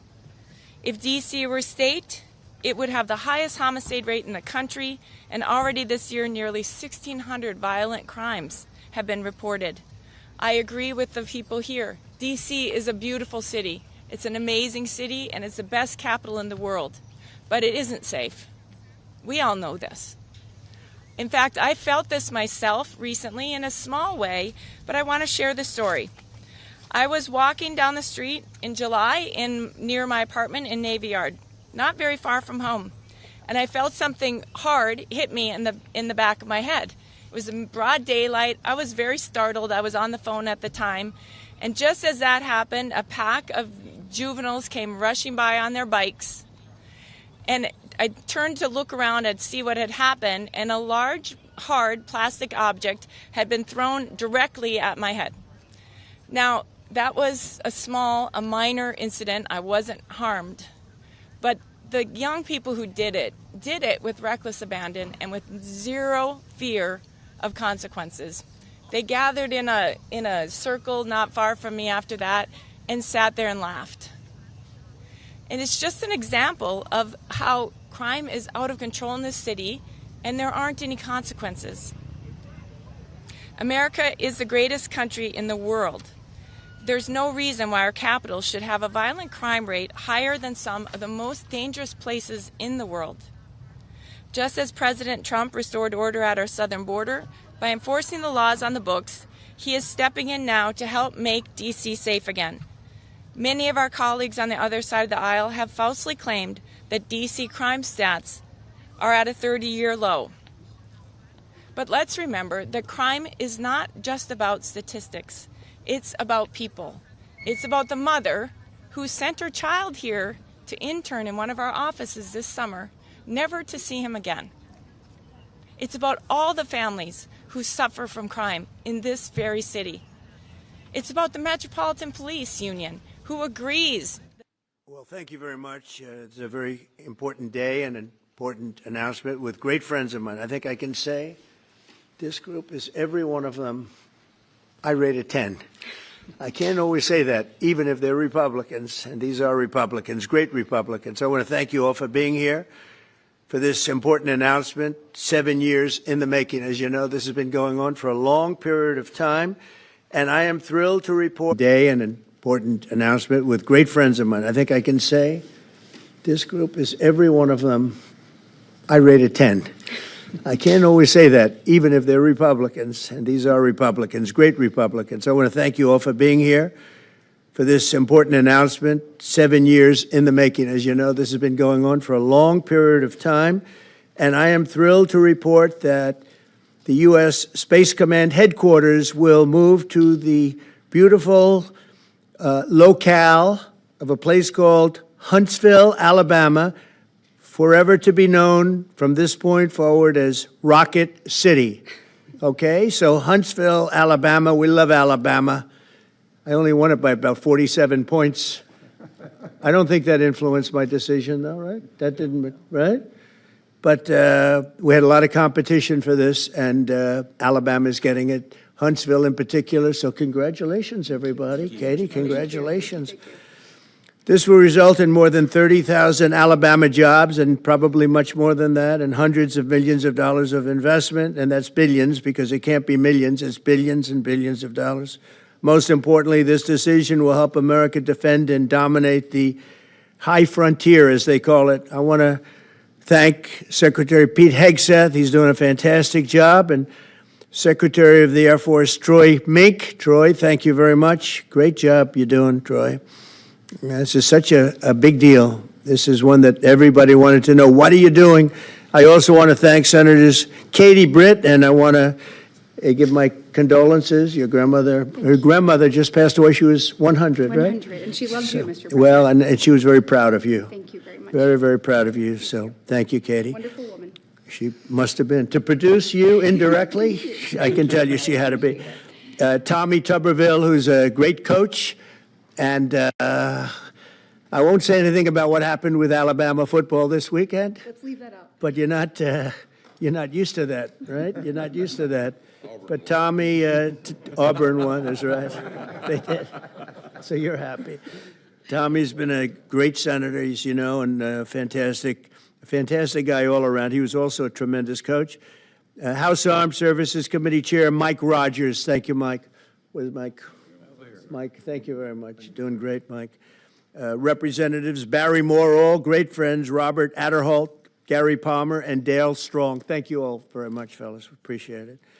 In my first term, I created a thing called Space Force, so important. You know, we were losing the race in space very badly to China and to Russia, and now we're far and away #1 in space, and reestablish SpaceCom with a mission to protect American space assets and detect any threat to our homeland. We initially selected Huntsville for the SpaceCom headquarters, yet those plans were wrongfully obstructed by the Biden administration. And as you know, they moved them to a different locale. And today we're moving forward with what we want to do and the place that we want to have this. And this will be there for hopefully hundreds of years. That's where it's going to be. I will say I want to thank Colorado. The problem I have with Colorado, one of the big problems, they do mail-in voting. They went to all mail-in voting. So they have automatically crooked elections. And we can't have that. When a state is for mail-in voting, that means they want dishonest elections, because that's what that means. So that played a big factor also. In Huntsville, SpaceCom will play a key role in building the Golden Dome, as you know. That's going to be a big thing. Everybody wants to be a participant in it. Missile Defense Shield, we're going to be having a Golden Dome that the likes of which nobody's ever seen before. The finest, the best. And by the way, Canada called. They want to be a part of it, and that'll be great. But Canada wants very much to be included in that, and we're going to work something out with them, I hope. It will also ensure that our technological capabilities, of which we're way ahead of anybody else, there's nobody close, remain unmatched long into the future. So I'd like to ask Secretary Hegseth to say a few words. He was very much a part of it. And really, everybody behind me was. Every one of these people would call me and lobby me. I said, Katie, I don't want to talk to you anymore. I know what you want. She said, that's right, sir. That's what I want. And they got their way. So I just want to congratulate. These are really special people. They're politicians in many ways, but they're great patriots, I think even more so than politicians. So they fought very hard to get it, and it's an honor to give it to Huntsville. Pete, say a few words, please. Thank you, Mr. President. As usual, right place, right time, for the right reason. In your first administration, you established the Space Force at a time when we knew we had to be looking to that domain of space. You also reestablished SpaceCom to ensure that priority was put in place, and you, through the Air Force, independently identified that Huntsville, Alabama was the right place to put it. For other reasons, in the next administration under Biden, they decided to move it somewhere else. Well, during that time, the DOD Inspector General, the Government Affairs Office, they did their own assessments, and where did they say SpaceCom should go? Huntsville, Alabama. So what you're doing today, Mr. President, is restoring it to precisely where it should be based on what the Space Force, the Air Force, your leadership believes will give us strategic advantage in the future. That is Huntsville, Alabama. We are way ahead in space, but this will ensure we stay leaps and bounds ahead, because that's the most important domain. Whoever controls the skies will control the future of warfare. And Mr. President, today you're ensuring that happens. Thank you. Thank you very much. Katie, would you like to say something? Mr. President, we are grateful for your leadership on this and restoring Space Command to its rightful home in Huntsville, Alabama. This delegation has worked together, both chambers, both parties, to make sure that Huntsville was the place that Space Command called home. As was mentioned, obviously the Biden administration chose to make this political. What we want to do is put the safety and security of Americans first. We want to make sure that our warfighter is put first, and we want to make sure that America continues to lead. And today, Mr. President, you've allowed that to happen. Thank you. Thank you very much. Tommy, please. Yeah, thank you. Thank you, Mr. President. This is a great day for our country, not just for our state of Alabama. We need help in our military. We need to catch up. And as Secretary Hegseth said, we're not behind in space, but we know where we're at, and we need to expound on that. Now, this move will save the taxpayers $480 million. It's not going to cost more. It's going to cut $480 million. We have the plans intact. It'll be behind a secure wall in Huntsville, Alabama, at Redstone Arsenal. We have 40,000 people there. We have the FBI there. We have missile defense there. We have NASA, Blue Origin, and SpaceX. It is the perfect place for Space Command. I would tell you today, and I've spoke with the President for the last 3 or 4 years about this, If I thought it needed to go somewhere else because I understand the security of our country, I'd be for that. But the best place for Space Command is Huntsville, Alabama, because what we have and what it means to this country is going to be so important. So thank you, Mr. President, for this, and we look forward to building a huge Space Command and having the Donald J. Trump Space Command Center in Huntsville, Alabama. JD, would you like to say something? Sure. Well, Mr. President, thank you. I'll be very brief here. I lobbied the president hard to put it in Ohio, but he said these people behind us, these Alabamas, are just too powerful and too persuasive, and so it's in Alabama. But as Tommy said, this is exactly the right place for Space Force and Space Command. I think Americans ought to appreciate the fact that you can't win the battle of the future unless you control the skies. The cyber security, the communications, the entire infrastructure of the battle in the 21st century will be in space. So it was a visionary move in the first administration for the president to set up Space Force, and I think an equally visionary move to make sure that Space Force is right where it should be in Huntsville, Alabama. Thank you, sir. Thank you very much. Gentlemen, anybody want to say anything? Would you like to say? Mr. President, another promise made, another promise kept.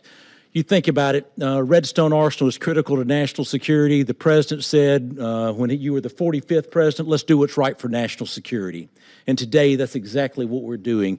It's not because of this or that. It's because it's right for national security. You think of the 21 categories that were evaluated to determine what was best for national security. All indicators pointed back to Huntsville, Alabama, and Redstone Arsenal. We have the right people at the right place at the right time. Mr. President, on behalf of the people of the 5th Congressional District and all of Alabama, thank you for keeping your word. Thank you. Absolutely. Thank you very much. Anybody? Let me just say, Mr. President, I want to say thank you. And thank you for doing this because it was the right thing to do. When they looked at all the numbers, Huntsville was the place to go, and like you say, it was unfortunately pulled out, but you made it right. So I want to just say thank you again for a grateful nation, and to the state of Alabama, we're very grateful. Thank you, and God bless. Thank you very much. Thank you. Thank you very much. Please, go ahead. Thank you, Mr. President.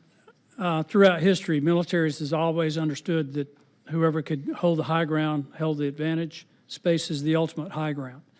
And what we're doing with moving the Space Command to Huntsville is absolutely critical to our maintaining dominance in that sphere. And it goes hand in hand with what we're trying to do with the Golden Dome and missile defense, to defend against anyone else who tries to enter that sphere. So thank you, Mr. President. Thank you very much. Please, go ahead.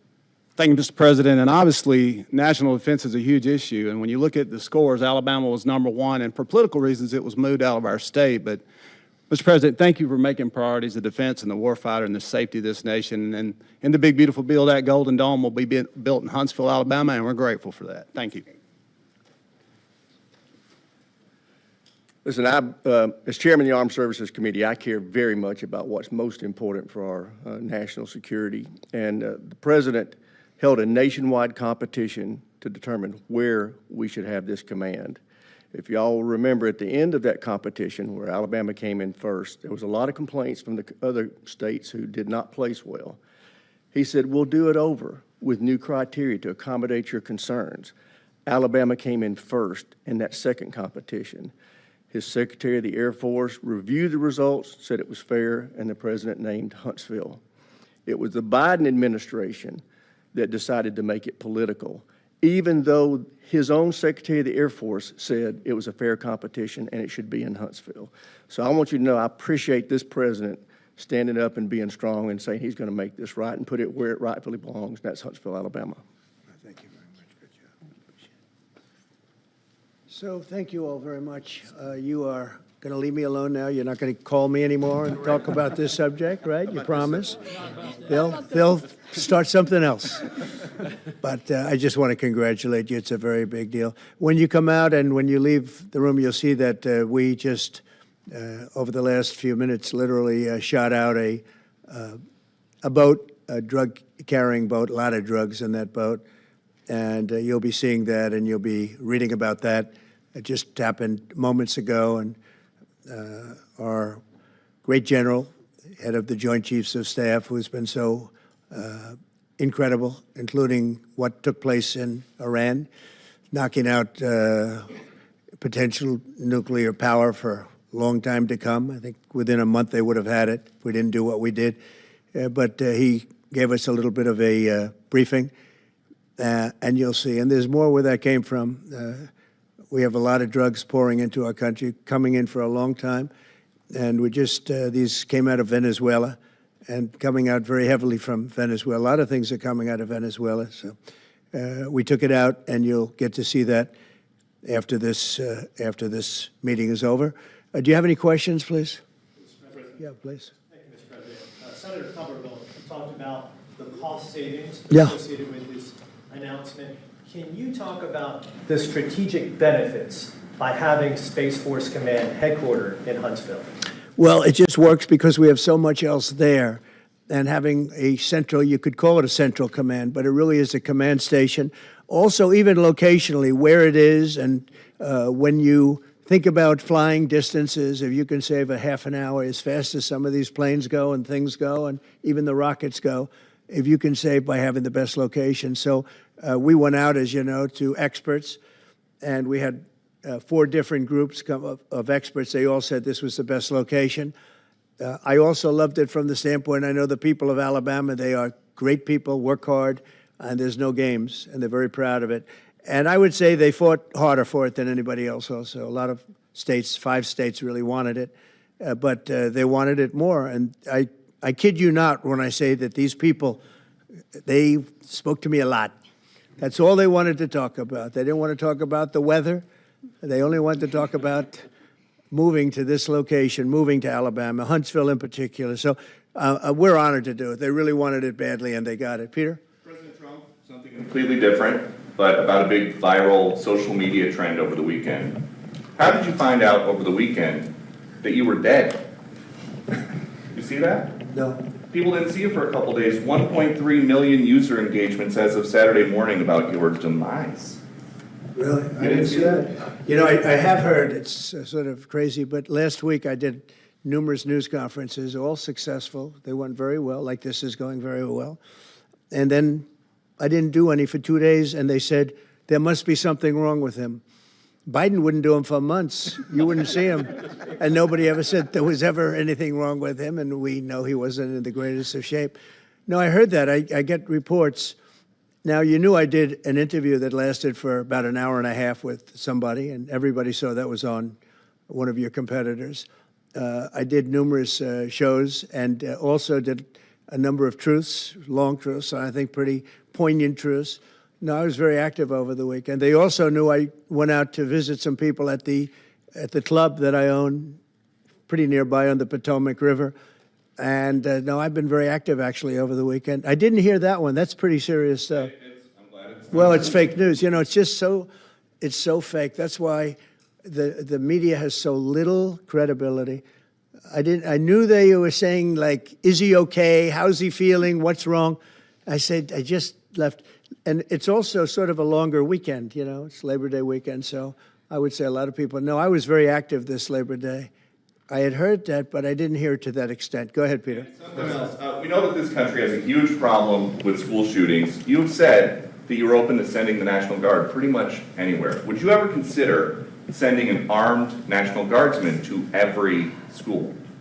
Well, we have a big problem with school shooting, but we also have thousands and thousands of schools that run perfectly. You know, they talk about you can do things construction-wise, and that's really, I think nobody knows more about construction than me. You can build the construction doors. You can build what they call safety doors, where they lock on the outside, the inside, and every place else. Well, but if one of these lunatics happens to get through, then the police can't get in.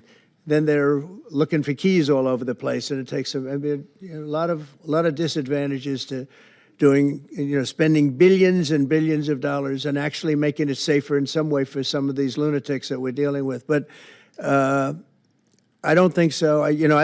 I've thrown out the concept. We have great teachers that love our children. The parents love the children. Teachers love the children too.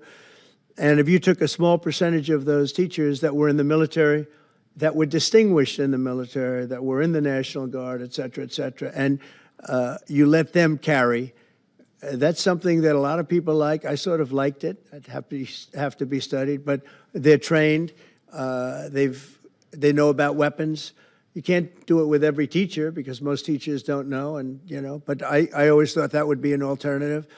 But it just we've had a lot of instances. Other countries have also. They have different kinds of problems than we have, but we do have.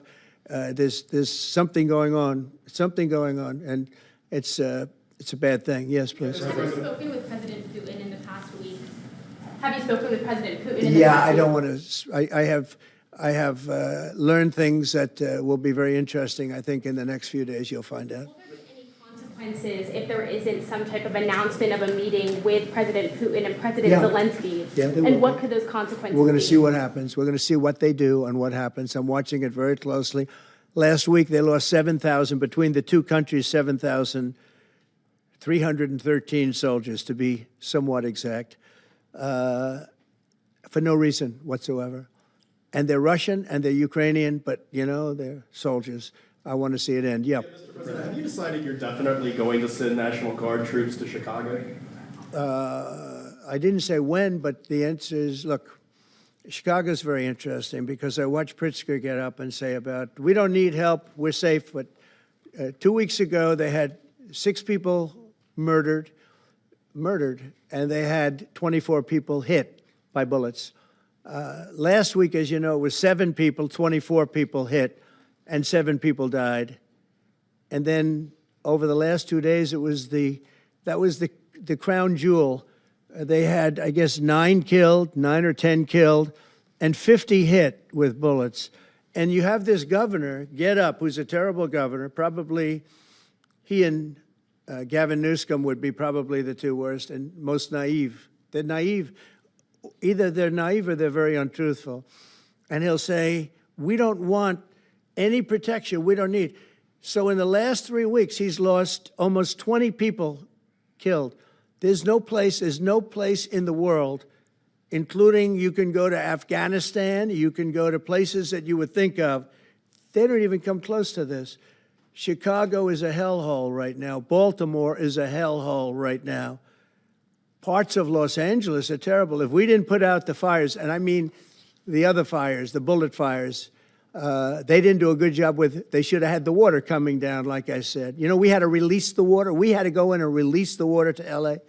It's so badly run. But if I didn't send the National Guard into Los Angeles, I would be making an announcement today. I'd be talking about Huntsville, and I'd simultaneously be saying, by the way, the Olympics is not coming to Los Angeles. If we didn't do that, and even the sheriff, the top law enforcement person in Los Angeles said, we could not have handled it without them. So that's what he said. Make your mind up on Chicago, though? Well, we're going in. I didn't say when. We're going in.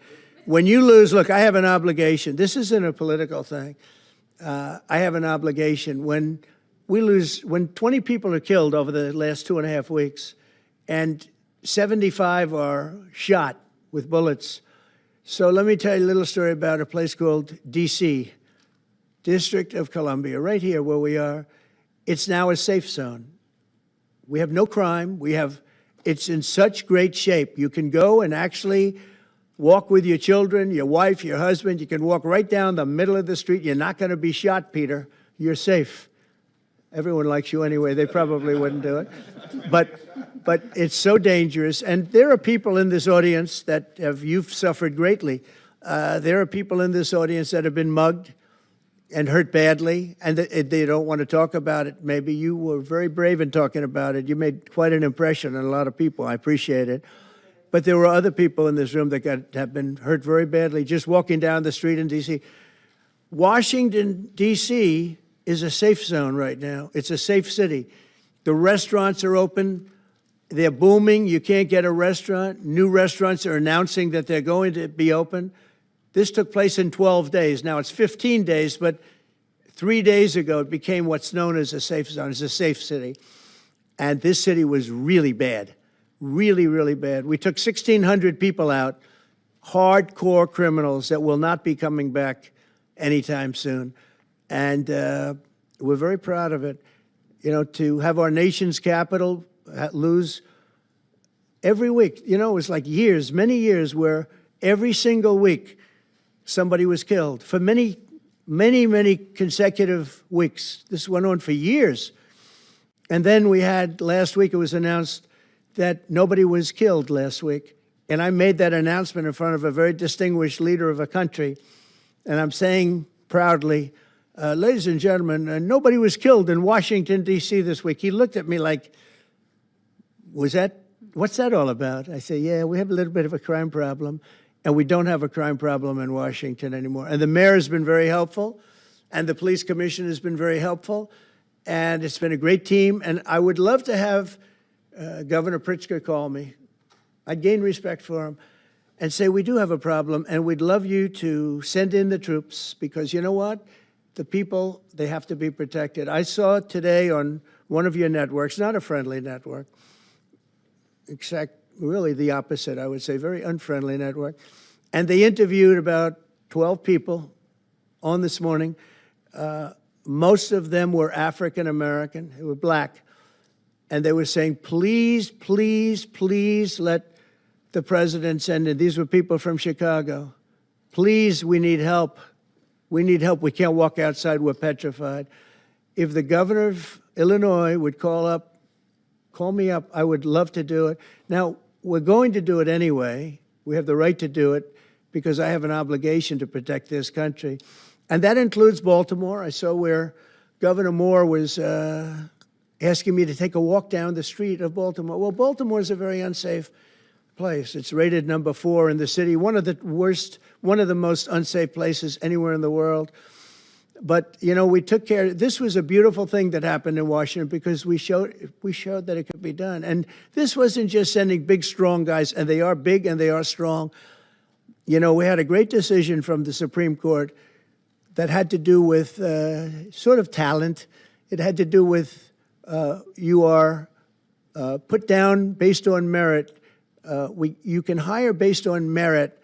So merit for a soldier or for a policeman is strong, physically fit, having a certain ability, not a person that is woke and got the job through woke, but wasn't strong enough to lift a gun out of the holster, et cetera, et cetera. No, I looked at the police. As you know, last week I went over, we had a meeting there had to be 300 people, and they were all very impressive looking. And when the bad guys see them, they're not going to do a thing. And so I'm very proud of Washington. It serves as a template, and we're going to do it elsewhere. But Chicago is certainly going to be high. I would love to have him call. I would love the governor of Illinois. I'd be honored to take his call. All he has to do is say, sir, we need help. It's out of control. And everyone knows it is. He's not kidding anyone. I would love to have, I would say, Governor Moore call, because I watched him over the weekend trying to explain that Baltimore, what they need is housing. No, they don't need housing. They need to get rid of the criminals. These are hardcore criminals. You know, we took many people off the streets of Washington, D.C. They're hardcore. They're not going to be good. In 10 years, in 20 years, in 2 years, they're going to be criminals. They were born to be criminals, frankly. They were born to be criminals, and they're tough and mean, and they'll cut your throat, and they won't even think about it the next day. They won't even remember that they did it. And we're not going to have those people. Washington, D.C. is now a safe zone. It's a safe place. And you can walk, Katie, you can walk right down the street with, by the way, one of the biggest human beings I've ever seen, which is her husband. He was a football player for like 11 years in the NFL. He's a big person. But big doesn't mean anything when they have guns and when they have knives and everything else that they have, right? But you can walk right down the street, even by yourself, and you're totally safe. Washington, D.C. is a great thing. Yes, ma'am, please. Mr. President, as you're calling on Democratic leaders across the country to work with you on crime, do you see your efforts here in D.C., including, for example, working with Mayor Bowser here as a model for bringing more bipartisanship in matters, not only with crime, but also issues that matter to everyday American people's lives? So Mayor Bowser's been great. She could have taken the thing, oh, well, and then after I clean it up, they'll take credit for it. You know what they do is they take credit. Like, we cleaned up Los Angeles. We did a great job there. And it was overwhelming what was going on. And again, the police chief made a statement that We could not have done, there's no way they could handle it. You saw what was happening out there. It was going to be a disaster. We stopped it cold. If we didn't do that, would have been a very sad day. And, you know, remember, we have the Olympics, we have the World Cup, we have all these things coming, and we have 250, all of these things coming. But I watched Newsom get up and say he's doing a great, he's not, we're the ones that did it, and that's okay, whatever it takes. But the main thing is, but he got up and said, we did it. Well, he didn't want us there. And he's going to need us again because it's starting to form again. I see it. It's starting to form again. You know, we have to maintain. It's like maintenance on an airplane. You can buy it, but you have to maintain it. And if you don't maintain it, a good plane becomes very unsafe very quickly. So it's an honor to do it. It's a lot of presidents wouldn't do what I'm doing. I don't need this heat. But when I watched television last night and I'm watching the news and I see that 9 people were killed in Chicago and 54 were badly wounded with bullets, I say, that's not this country. We have to do something. And I do say this, I say this very much. I'm not speaking to anybody but them right now. I would love to receive calls from governors and mayors saying they need help. We'll help them. We have a lot of people. We have a great force. We have a great military force. You know, Pete will tell you that when I was running for office, and this was a big headline, I think, you know, probably got me a couple of votes, but you couldn't sign people in the military. Nobody wanted to join the military, the Army, Air Force, the Navy, Marines, Space Force, Coast Guard. We never forget Coast Guard because they've done such a great job. Never. But nobody wanted to join any of them. We were way below what we wanted. Every single one. The closest was the Marines, whatever that is. You'll explain that to me. But the closest was the Marines. But every service was way down, way down. And then I got elected, and our country is the hottest country anywhere in the world right now. Everybody's talking about the USA. They're talking about the job that we're doing. Everybody. We have the best economy. We have a very, very important decision being made by the Supreme Court because our country is the richest, the strongest, the most powerful. But if for some reason some liberal court, I'm talking about the court that just ruled, where even an Obama judge voted in favor of us, which I gave him a compliment yesterday, as you know. I said that took great courage. But it's a liberal court, and it's going up to the Supreme Court, who I think have been incredible people. I think they've made very wise decisions. But the tariff question, because without the tariffs, this country is in serious, serious trouble. We've taken in almost $17 trillion of investment is coming in. Most of it is coming because of tariffs. And if for some reason somebody wanted to be politically correct, I actually think it's unpolitically correct. I think politically correct is to approve it because there's nothing so popular as what's happened to our country. Our country is doing so well.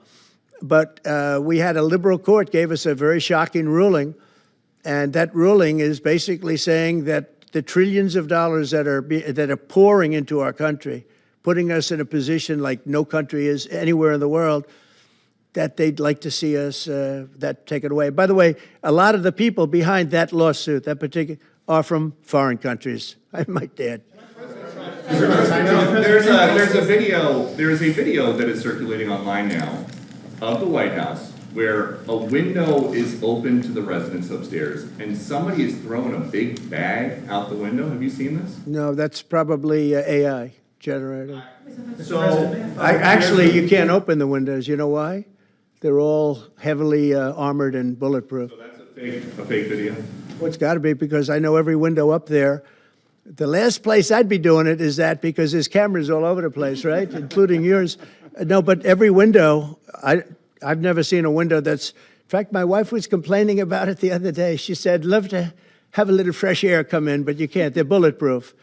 And number one, they're sealed. And number two, each window weighs about 600 pounds. You have to be pretty strong to open them up. No, that has to be, where was the window? Let me see.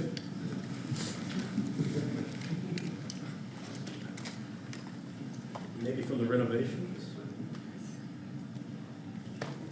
Which is the window? It looks like this is on the 15th Street side, I think. Yeah. So right here. Yeah, those windows are sealed. Those windows they're all sealed. You can't open them. What you were saying regarding the federal. It's the kind of thing they do. And one of the problems we have with AI, it's both good and bad. If something happens really bad, just blame AI. But also they create things, you know, it works both ways.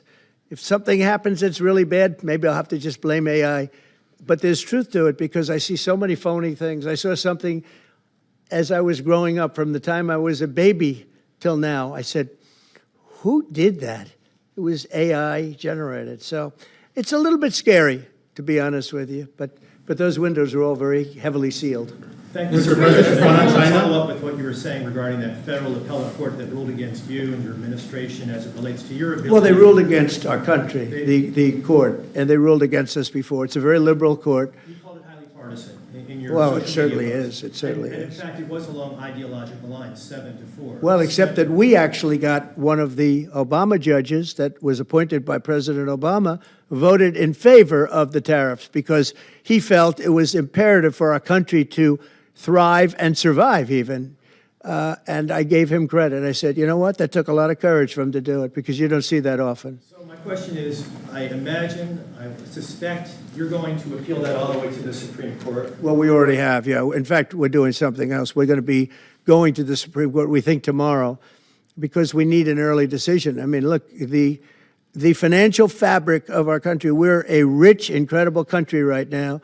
And we're able to, you know, other countries use tariffs on us for years, and we never did. I did a lot during my first term, but then we had COVID, and we had to focus on other things. You couldn't be tariffing Italy, Spain, France, as they were dying by the thousands and millions. But we did with China, and China paid us billions and billions of dollars. And I started the process, but then I had to end it a little bit because of COVID. We focused on that. But no, it's a very important decision. And frankly, if they make the wrong decision, it would be a devastation for our country. We've taken in trillions of dollars. And by the way, all these countries signed agreements, as an example. They're all happy. Everybody's happy. But some whack job put in a lawsuit. It went before a very liberal court. And the liberal court ruled, it was 11, they ruled 7-4. With one of the most liberal of them all voting in our favor because they're patriots. I think I give tremendous credit to that judge. And now it's going to the Supreme Court. Now we're going to be asking for early admittance. We're going tomorrow, and we're going to ask for an expedited ruling because, you know, when you look at the stock market's down today, the stock market's down because of that. Because the stock market needs the tariffs. They want the tariffs. If you look at AI, all of those, you know, all of that money that's going to be invested, trillions and trillions of dollars, the biggest thing, bigger than the internet, I suspect. It's the internet plus 3 or 4 other things combined. We are leading very substantially with AI. We're leading because of tariffs. We're leading because of talent, and this is where they'd like to be. But without the tariffs, we wouldn't have a chance because we wouldn't be able to protect those investments of the companies coming in. So if you took away tariffs, we could end up being a third world country. That's how big the ruling. So we're asking for an expedited ruling. As a backstop to that, President, you have a Republican-controlled Congress. You control the House. You control the Senate. Yeah, but we don't have 60 votes. We don't have 60 votes. I'd love to do that. Oh, if we had 60 senators, if we got the 60 votes, we would get them. But we need 60 votes, and we need, you know, a certain number in the House. I think we'd get, I don't know, we have about 5 of them here. Would everybody agree with me on tariffs? Without tariffs, we're a different country. We have taken in so much money. And here's the thing. We signed a deal with Japan. They're paying us hundreds of billions of dollars. We signed a deal with South Korea. We signed a deal with the European Union. We signed a deal with Europe. And those countries are paying us $950 billion. And they're happy about it. They're okay. As one of them said, it's amazing that we got away with it so long. One of my friends, a leader of one of the countries, and they're fine with it. They all signed. If that ruling ever went against us, I guess we'd have to give back hundreds of billions. We would have to give trillions and trillions of dollars back to countries that have been ripping us off for the last 35 years. And I can't imagine it happening. On a legal basis, they have no legal basis whatsoever. But on a common sense basis, it would destroy America. Okay. You talked about controlling the sky. On Sunday, the satellite signal of Ursula von der Leyen's plane was alleged. With Ursula? Well, she had an interesting event. She's a tremendous woman. And so what are you asking me about her? NATO is concerned about it, and too, about this. Sure, NATO is concerned about it. Well, nobody knows where it came from, but they did take away her ability to use a phone. You know? Sometimes that's a good thing. Sometimes that could happen to me. I'd be very happy. Mr. President, reducing the tariffs on India from 50%. What does that mean? Are you considering taking away some of the tariffs that you've imposed on India? You had posted. No, we get along with India very well, but India has, you have to understand, for many years it was a one-sided relationship. Only now, since I came along, and because of the power that we have with tariffs, India was charging us tremendous tariffs, about the highest in the world. They were about the highest in the world, number one. And we, therefore, weren't doing much business with India, but they were doing business with us because we weren't charging them. Foolishly, we weren't charging them. So they would send in massive, everything they made, they'd send it in, pour it into our country. Therefore, it wouldn't be made here, which is a negative. But we would not send in anything because they were charging us 100% tariffs. And, I'll give you an example, Harley-Davidson. Harley-Davidson couldn't sell into India. There was a 200% tariff on a motorcycle. So what happens? Harley-Davidson went to India and built a motorcycle plant. And now they don't have to pay tariffs. Same thing as us. So what we're doing is literally thousands of companies are coming into the U.S., car companies, AI, but, more traditionally, car companies. We have so many car company factories under construction or being designed right now. And they're coming from China, they're coming from Mexico, I must tell you, and they're coming from Canada, a lot of them coming from Canada. But they're coming into our country because they want to build here. And they want to build here for two reasons. Number one, they'd like to be here. And number two, the tariffs are protecting them. And number three, they want to avoid paying tariffs. When they build their cars here, they don't have any tariffs to pay. When you build here, you don't have any tariffs. Mr. President, Go ahead, in light of the Minnesota shooting last week, the Department of Homeland Security is now awarding more than $100 million to hundreds of faith organizations across the country to help them ramp up security. What's your vision for further protecting religious liberty across the country amid incidents of threats and So violence? religious liberty is so important, and we're talking about every religion now, and we're doing things on that nobody else has ever done, and we're going to be having a big announcement in about 2 weeks on that question. Yeah, please. On Space Command, sir, are you concerned that people may not be willing to relocate from Colorado to Alabama? No, I'm not worried. We'll get somebody else. The problem with Colorado is they have a very corrupt voting system. Look, I have so many friends in Colorado. Anytime you have mail-in voting, you have corrupt elections. Very simple. It's very simple. Even Jimmy Carter said it with his commission. They set up a commission with him and Scoop Jackson and some people, highly regarded people. And they said the finding was, if you have mail-in voting, you will have corrupt elections. Well, your radical left governor decided that he was going to have all mail-in voting in Colorado. Once you have all mail-in voting, and for whatever reason, the Democrats cheat. And they cheat like, they're not stupid. That's the only thing. They're no good on policy. They're no good on management. They're no good at government. But they're great at cheating. And they stick together, too. I give them credit for sticking together. Mr. President, please. Obviously, this is a big win for national security, moving this to Alabama. We all can agree with that. Big. Is there any idea of the economic impact this has on the state and on that local area? Katie, do you want to answer that? Look, go ahead. Please go. This is going to be tremendous. The state of Alabama, what we've seen through this process is the worst of Washington. We've seen politics get in the way of what is best for the warfighter, what's best for national security. And the state of Alabama is about to show the country the best among us. So we know the economic impact is going to be tremendous. There at Redstone Arsenal, we're proud to house everything from the FBI to headquarters there for material command to a number of things. We obviously have NASA with Marshall Space Flight Center, and so this naturally fits within. When you look at the decision matrix that they placed in front of us, that's why we ranked so high, is because we have the resources necessary and the ability to build out quickly to meet the needs in front of us. As far as economic impact, it would be tremendous. Does anybody have an exact number? 1,600 jobs. 3,000 spin off. With 3,000 spin off. Look at this. This is teamwork right here. So we are really proud, and the people of Alabama are ready to get to work. And I've got a housing question, if you could, just for a second, Mr. Yeah, President. please. Owning a home and going about the American dream seems like it's out of touch for a lot of Americans. Just recently, you pushed out a statement about addressing an emergency housing situation. That's right, we're thinking about doing that. Yeah, can you just... Well, we need a little help from the Fed. We have a man named Jerome Too Late Powell. You probably heard of him. He's too late. He's way too late. And the economy is so strong that it's pushing through that. Normally, it would have been much tougher, but we're doing so well that we're pushing through it. But it makes it very hard for people to get mortgages because too late is too late. Very simple. He's too late.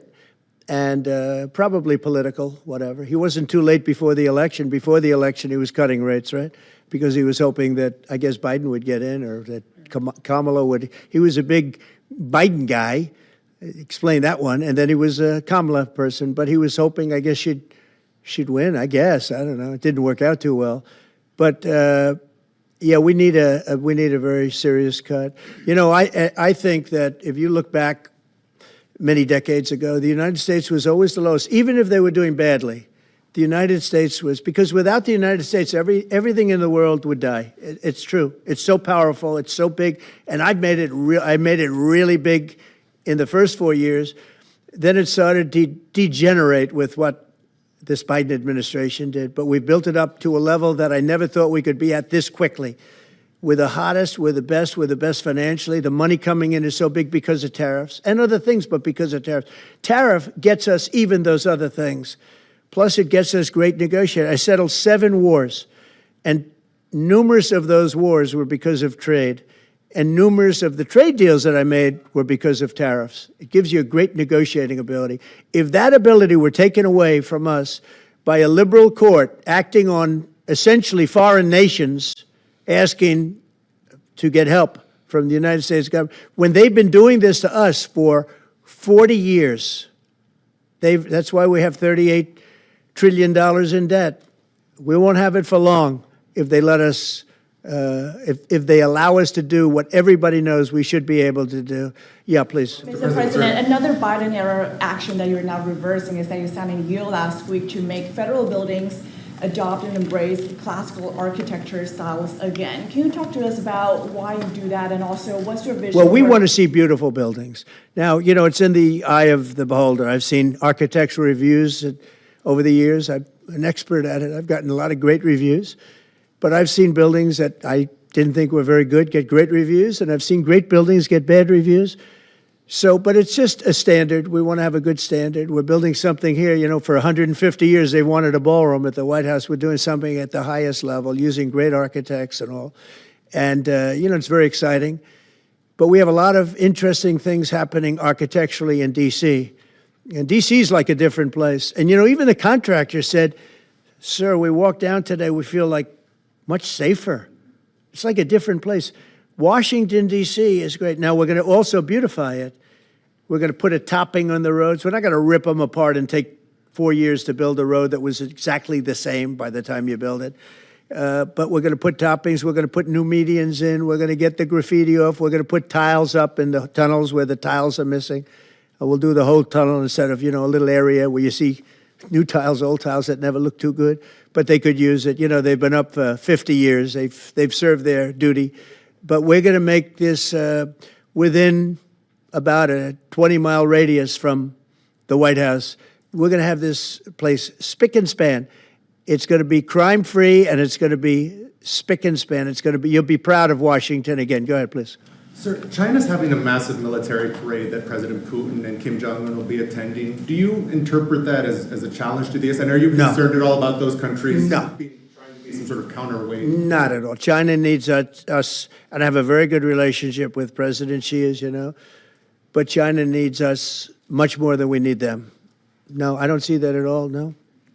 And I had actually a very good meeting with President Putin a couple of weeks ago. We'll see if anything comes out of it. If it doesn't, we'll take a different stance. March today in California ruled that your deployment of National Guard troops to Los Angeles was illegal. Do you have any response? Well, it was a radical left judge, but very importantly, what did you not tell me in that question or statement that you made? Pretty much of a statement, I think. Well, I was asking for your response. No, you didn't say what the judge said, though. The judge said, but you can leave the 300 people that you already have in place. They can continue to be in place. That's all we need. But why didn't you put that as part of your statement? Because the same judge ruled exactly as you said, except the judge said that you could leave the 300 people that you already have in place. They can stay, they can remain, they can do what they have to do. Thank you very much, everybody. We appreciate it. Thank you. Thank you. Thank you very much.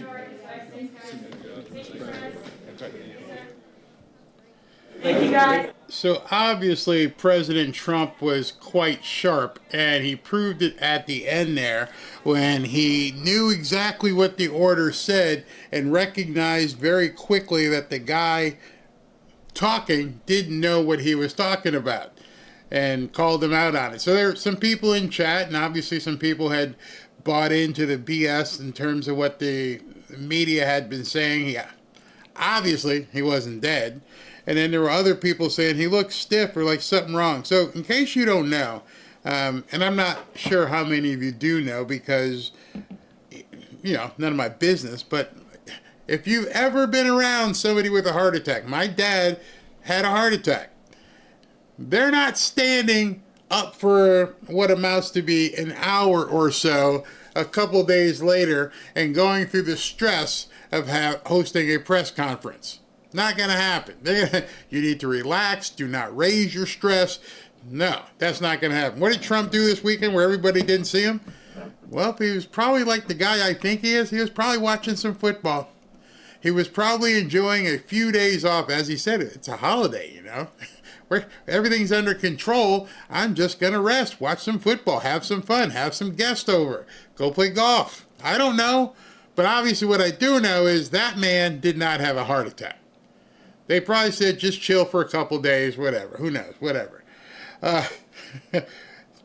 Sometimes you have to really, really wonder about the media. Just think. Think for yourself. Look.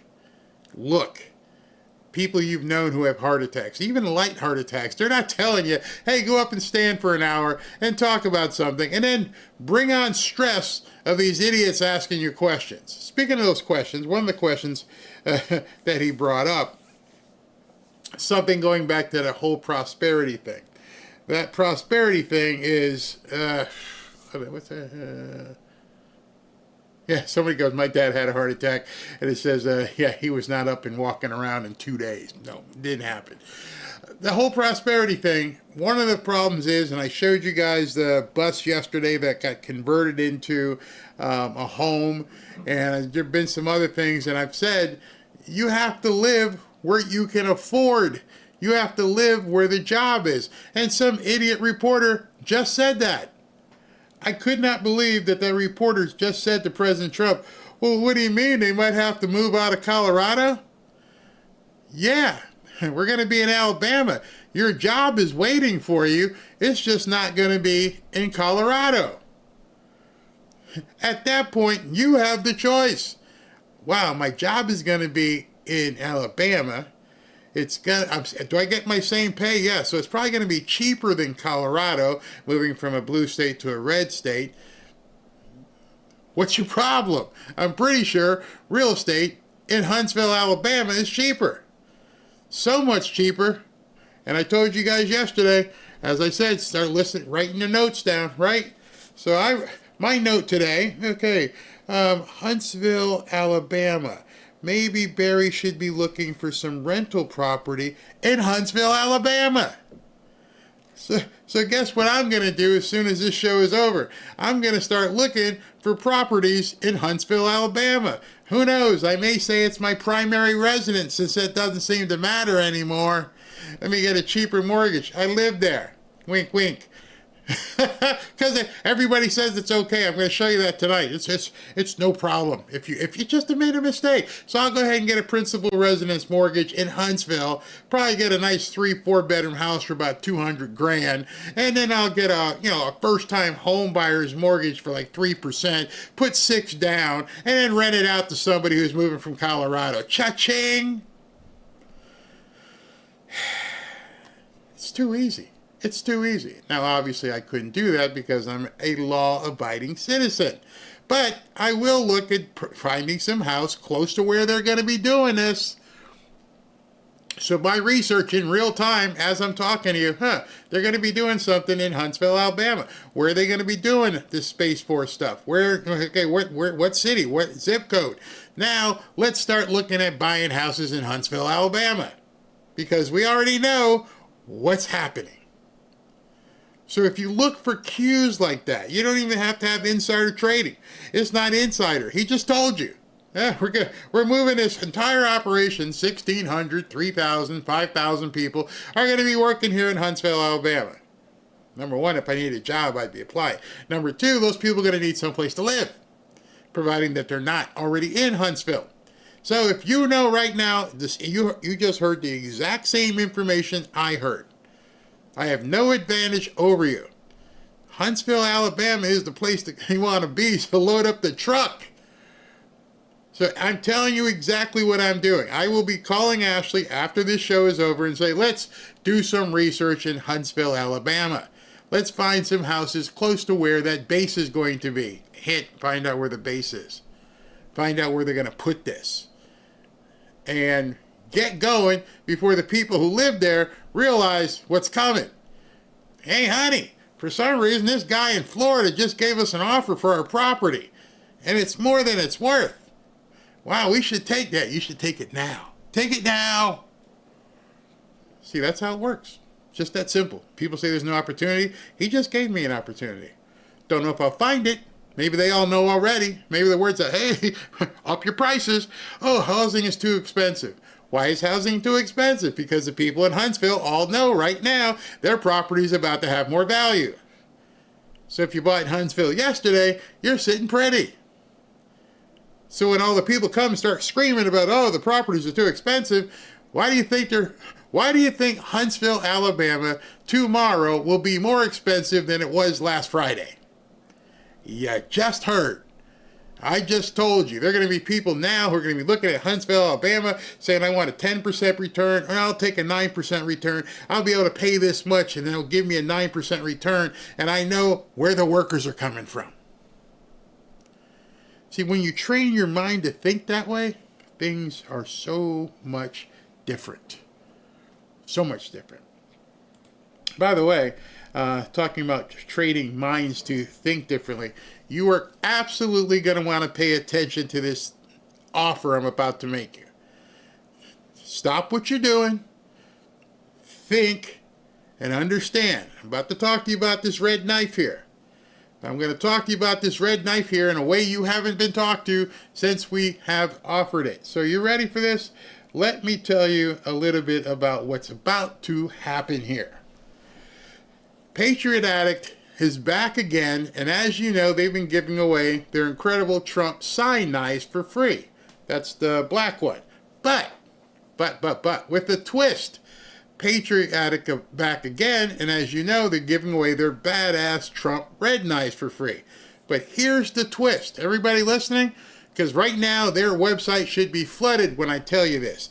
Normally, you have to, the knife is free, but you normally have to cover shipping, $12, $15, $20. But for a limited time only, they're randomly going to be refunding that shipping cost, which means some of you will get this $70 knife for absolutely nothing. No product cost, no shipping, just a free Trump red knife delivered directly to your door. You might be wondering why. Well, it's their way of saying thank you for all the support and building even more buzz around the brand. Now understand, Powerball this weekend, I think right now tomorrow's drawing is probably going to be like close to $1 billion, but you at least got to buy the ticket. This one, if you're one of the randomly selected people, you won't even have to pay shipping. You get the knife for free. Just scan the QR code on the screen or go to berryknife.com to grab your 100% off coupon before they're all gone. Again, that's berryknife.com, or just scan the code next to the screen here and claim your free Trump knife today, and it may be 100% free. See, that would be, that's an offer right there. There you go, bro. All right, before I close, I wanted to bring up a few things. I won't say these are breaking news, but very interesting news.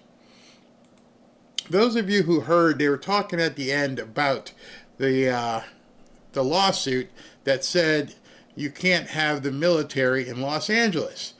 And Trump said, I guess you didn't read the whole thing then, bro, did you? You're kind of leaving something out.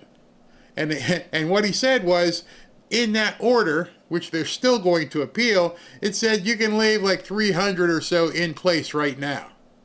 And so Gavin Newsom, with his crazy social media team, Trump loses again. The courts agree his militarization of our streets and use of the military against U.S. citizens is illegal. I'd be so happy to be the governor of someplace of like hell.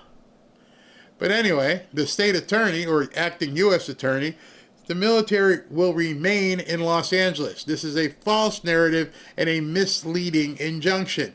The military has never engaged in direct law enforcement operations here in L.A., which would negate the entirety of the Posse Comitatus rule.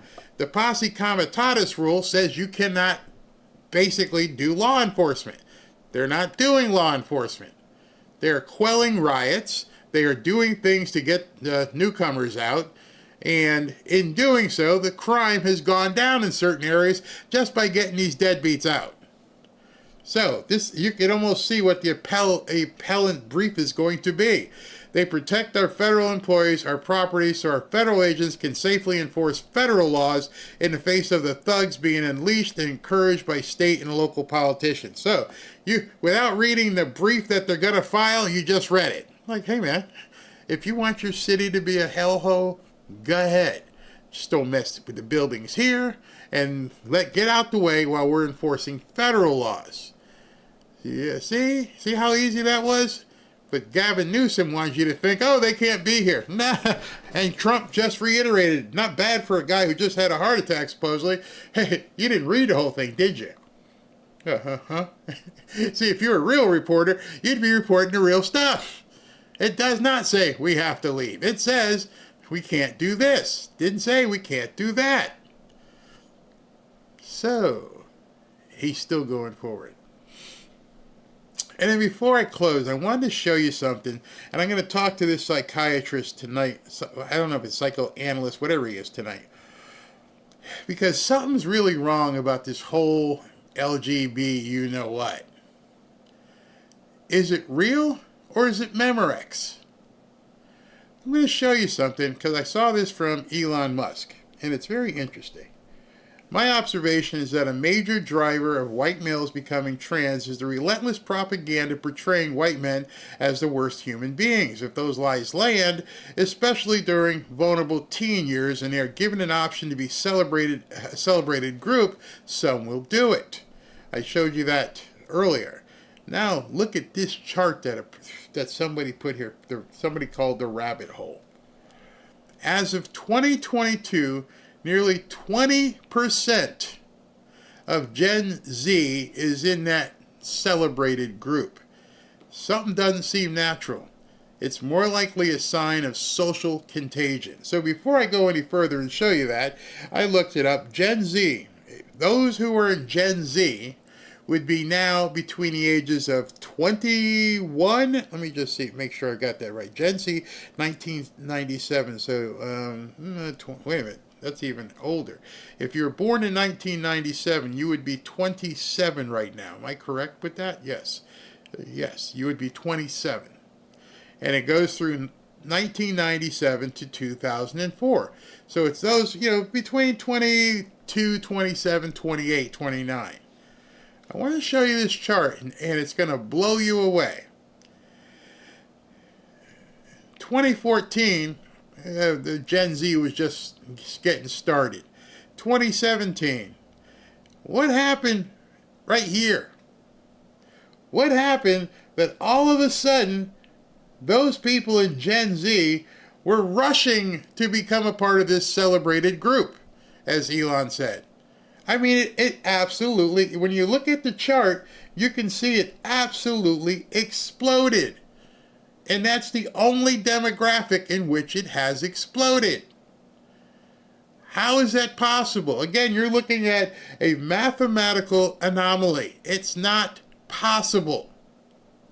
And then by 2022, it skyrockets up to 20% of Gen Z. 20%. There's not even another demographic even close. The closest one is millennials. That's only 11.2%. And then everybody else stayed normal. Now, in this group of this is Generation X, baby boomers, and people older than baby boomers, what happened?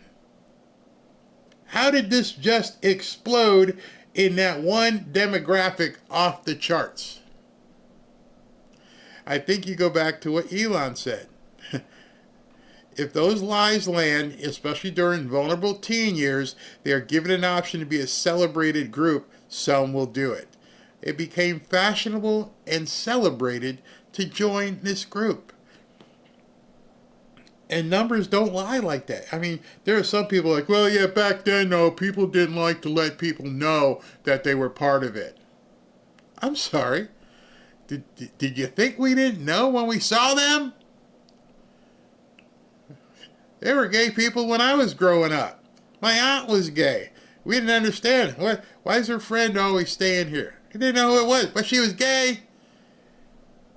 She's down there in that 1.7% group. It was just like, yeah, don't know what's going on. And then in the blue group was probably our gym teachers and stuff, the female gym teachers, like, hey, she's looking kind of rough. But something's happened in that younger age, and it's not mathematically normal. There's no way anybody can look at this chart and go, why is it that one group of kids, that group of people who just basically are getting out of college, why is it that one group, when you look at this stat, do you say, something's wrong? Something is really wrong. Yeah. Elon was right. It's the liberal hive mind. They've brainwashed these kids. And now you can see where the future is headed. Now, I don't care if you have a proclivity to girls or boys or anything else. That's your business. What I'm saying is it's just not natural. It is not the natural course of being, and it's proven by looking at this chart. If it became in vogue and now people can be honest with themselves, why are the other ones not growing? Why are people 30, 40, 50, and 60 going, you know what? Now that I can do it in the open, I'm going to go sleep with this dude, okay? I understand I've been married for 20, 30 years, but I've decided to go ahead and play for the other team all of a sudden. Nope, the numbers don't say that.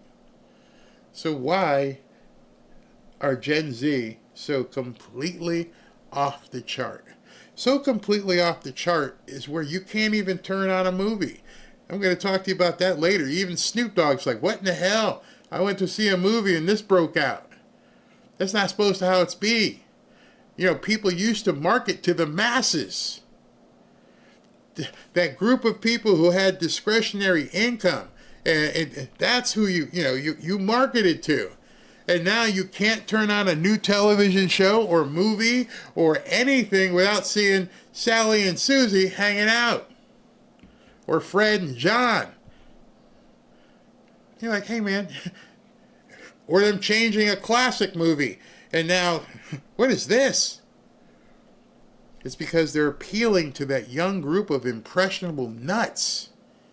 They know exactly what they're doing. And that's not something that Trump can control. President Trump can't say you guys can't make these kinds of... No, you can go ahead and make it. That's where you have to control it. You have to tell your kids. You have to raise your kids. That you have to combat the psychobabble that they're putting on our families. When you see that, that tells you your family is in danger. The fact that it's in red is perfect. That's a neon sign blinking at you right now. Danger, danger, Will Robinson, danger. When they say they're not coming for your kids, when they say they're not coming for your kids, tell them to explain that. Because they're telling you one thing. Oh, we're not coming for your kids. And they're coming for your kids. And you've now got that information to show everybody, oh, that's a lie. You're lying to me while you're sitting there brainwashing little Susie and Johnny. And in the unfortunate circumstance right now, it's only going to get worse. They're not going to back off. It is only going to get worse with the poisoning of young minds. One, we need to be communists, which, by the way, would be kind of anti-LGBTQ. And all the stuff about Palestine and everything. Want a ticket? You only need it one way. Want to go over to Gaza? Come on. I see you protesting over here. Why don't you go protest over there and see what happens? I bet you don't know how to fly, but you'll be given the opportunity. It is all MK Ultra. And if you disagree, prove it. Because I just proved you it is. Those numbers tell you that it is. Speaking of psychological things, tonight we're going to do a movie night. I've got some stuff stored up which I'll show tonight before we do the jump. But I'm going to show, if I can pull it down and get the approval, I'm going to show Sound of Freedom.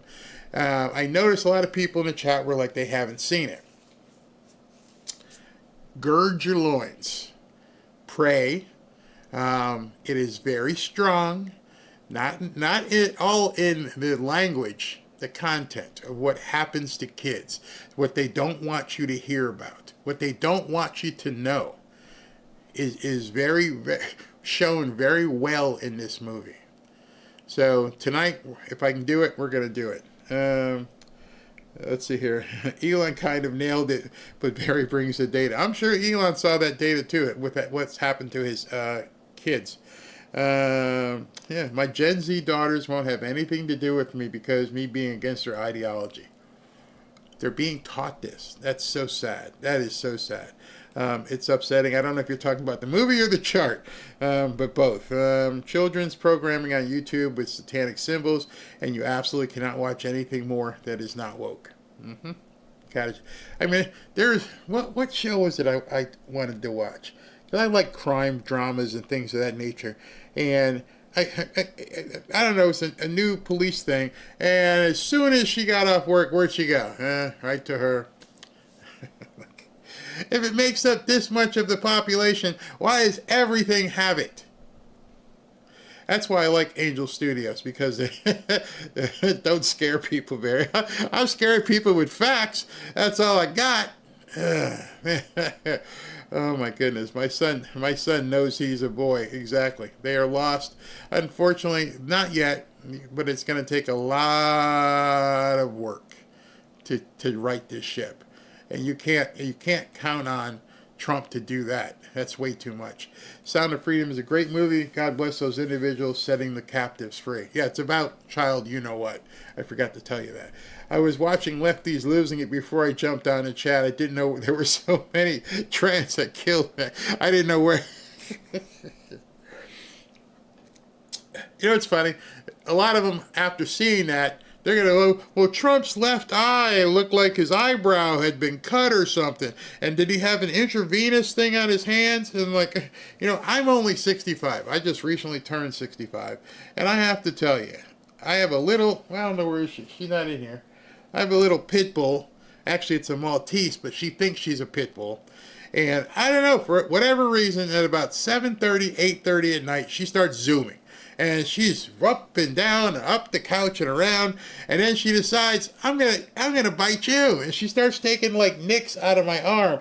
And so people who haven't seen me for a couple days are like, hey man, you been in a fight? Like, no. Look, you been in a fight or something? Is Robin whooping up on you? Blink twice or something if something's happening we don't know about. Somebody cutting you? She cutting you with a knife? Like, no. That's my 5-6 pound Maltese who thinks she's a pit bull and decides, I don't need to chew to it. Look at that. Look at that arm. Like, get off of me. But yeah, it shows up even more on camera. Look at that. I've been damaged. I'm damaged goods. She all tearing me apart and everything. So when people see you on camera and like President Trump, he's shaking hands and doing everything, like, oh, he looks bruised. Like, you have no idea what happened. I'm sure he might trip over something. Oh my God, he tripped over something. His faculties are all messed up. You know how many times I trip? You know, Robin and I playing in the pool, and I'm like, ow, I should have done that. Give it a break. He's an older man. He's 79. All the parts that aren't working, the part I want to make sure is working is up here, and he's doing it. He's funny. Good afternoon. Putting a plug for Caleb House Bear. 365 times the Bible says, no fear, do not fear. Exactly. Barry's dying. We'll be next with the loony lefties. Maltese, holy cow, that little cutie. Yeah, that little cutie. She could get, I don't know what it is. Robin has shown me zooming videos. I'm like, what the hell is zooming? Zoom, she just flies around the house, and then she kind of looks at me like, oh, yeah, I'm coming for you. She dives. It's so funny. I feel like I'm being attacked by this. She's like, control the dog. I'm like, I can't control the dog. She comes at me. Oh my God, I usually trip over the dog while I was laying. If I showed you the floor here, it looks like romper room for dogs. I swear. Perry, you're hysterical. All right, everybody, we're gonna jump out of here and do super chats and then the after party, and we'll see you guys tonight. Man, so he is alive. We do have proof of life, and he stood for what? Basically over an hour taking questions and talking. So forget these idiots. They're lying. They just have to lie, including Douchey, I think we should start calling him, because, man, I don't know what kind of point he's trying to make either. That's just, it's crazy. All right, let's do this, and then I'll see you tonight. Deb Blank, Omar is being paid to destroy our country from within. Could be true. Robert Gallant, that's it. I'm running for Congress. See, that might... Maybe that'll get some people off their duff and have people start getting involved in politics, because she made $30 million. Man, talk about prosperity. Damn. Tommy, Barry, I just saw an in-depth review of Omar. Her money is tied to a $240 million Jabademic Obama NGO. No, I didn't see that. My gosh. In any case, her allegiance should disqualify her. Mary Kellums, Lear Capital suggested Ampex to me. Okay, for an alternative. Great. Thomas Johnson, this is what I think she said. Communism. Judy Branch, thank you, Barry and Mods. God bless. Jimmy Clark, thank you. Roberto Esteban, I feel like John crying in the wilderness and nobody's listening. CR, the MSM said Biden was sharp as a tack. Yep, don't believe. When I show you tonight what they're saying about Lisa Cook, it's just going to make you just go, oh my God, why does anybody even tune into these people? Beverly Litton, what's the name of the person who keeps tabs on Pelosi's investments? How can we follow him? Ashley, if you're still in here, could you let Beverly know that? Wait a second, I think I know how I can find it out. Give me a second. And Beverly again, Walt Disney purchased land near Orlando in a different name when he determined to put Disney World in Florida. Actually, it wasn't just one name. It was a whole bunch of names. Let me go ahead and look up the Pelosi tracker guy for you. And we'll come up here in a second. I'm looking for his information. I see the company's information. Where is it? Where is it? Well, anyway, this is his. This is his. The stock tracker. But you can also go to Join Autopilot, which is his company that helps you basically follow along. And let me see if I can see his name in here. I forget his name. Oh my God, he's going to kill me. I forget his name. There it is, Chris Josephs. So you could follow him as well. Chris Josephs, co-founder of Autopilot. Make sure you tell him I told you to go check him out. Pretty good. Here's Chris Joseph calling all you wannabe hedge fund managers. An investor who launched his strategies on Autopilot just passed 50 million. And this means AUM means assets under management. So this guy who he's talking about here, launched his strategy on Autopilot. He's a Wharton PhD with a passion for using AI to pick stocks, and chose Autopilot to help launch instead of spending years raising capital himself. And he has 50 million under management.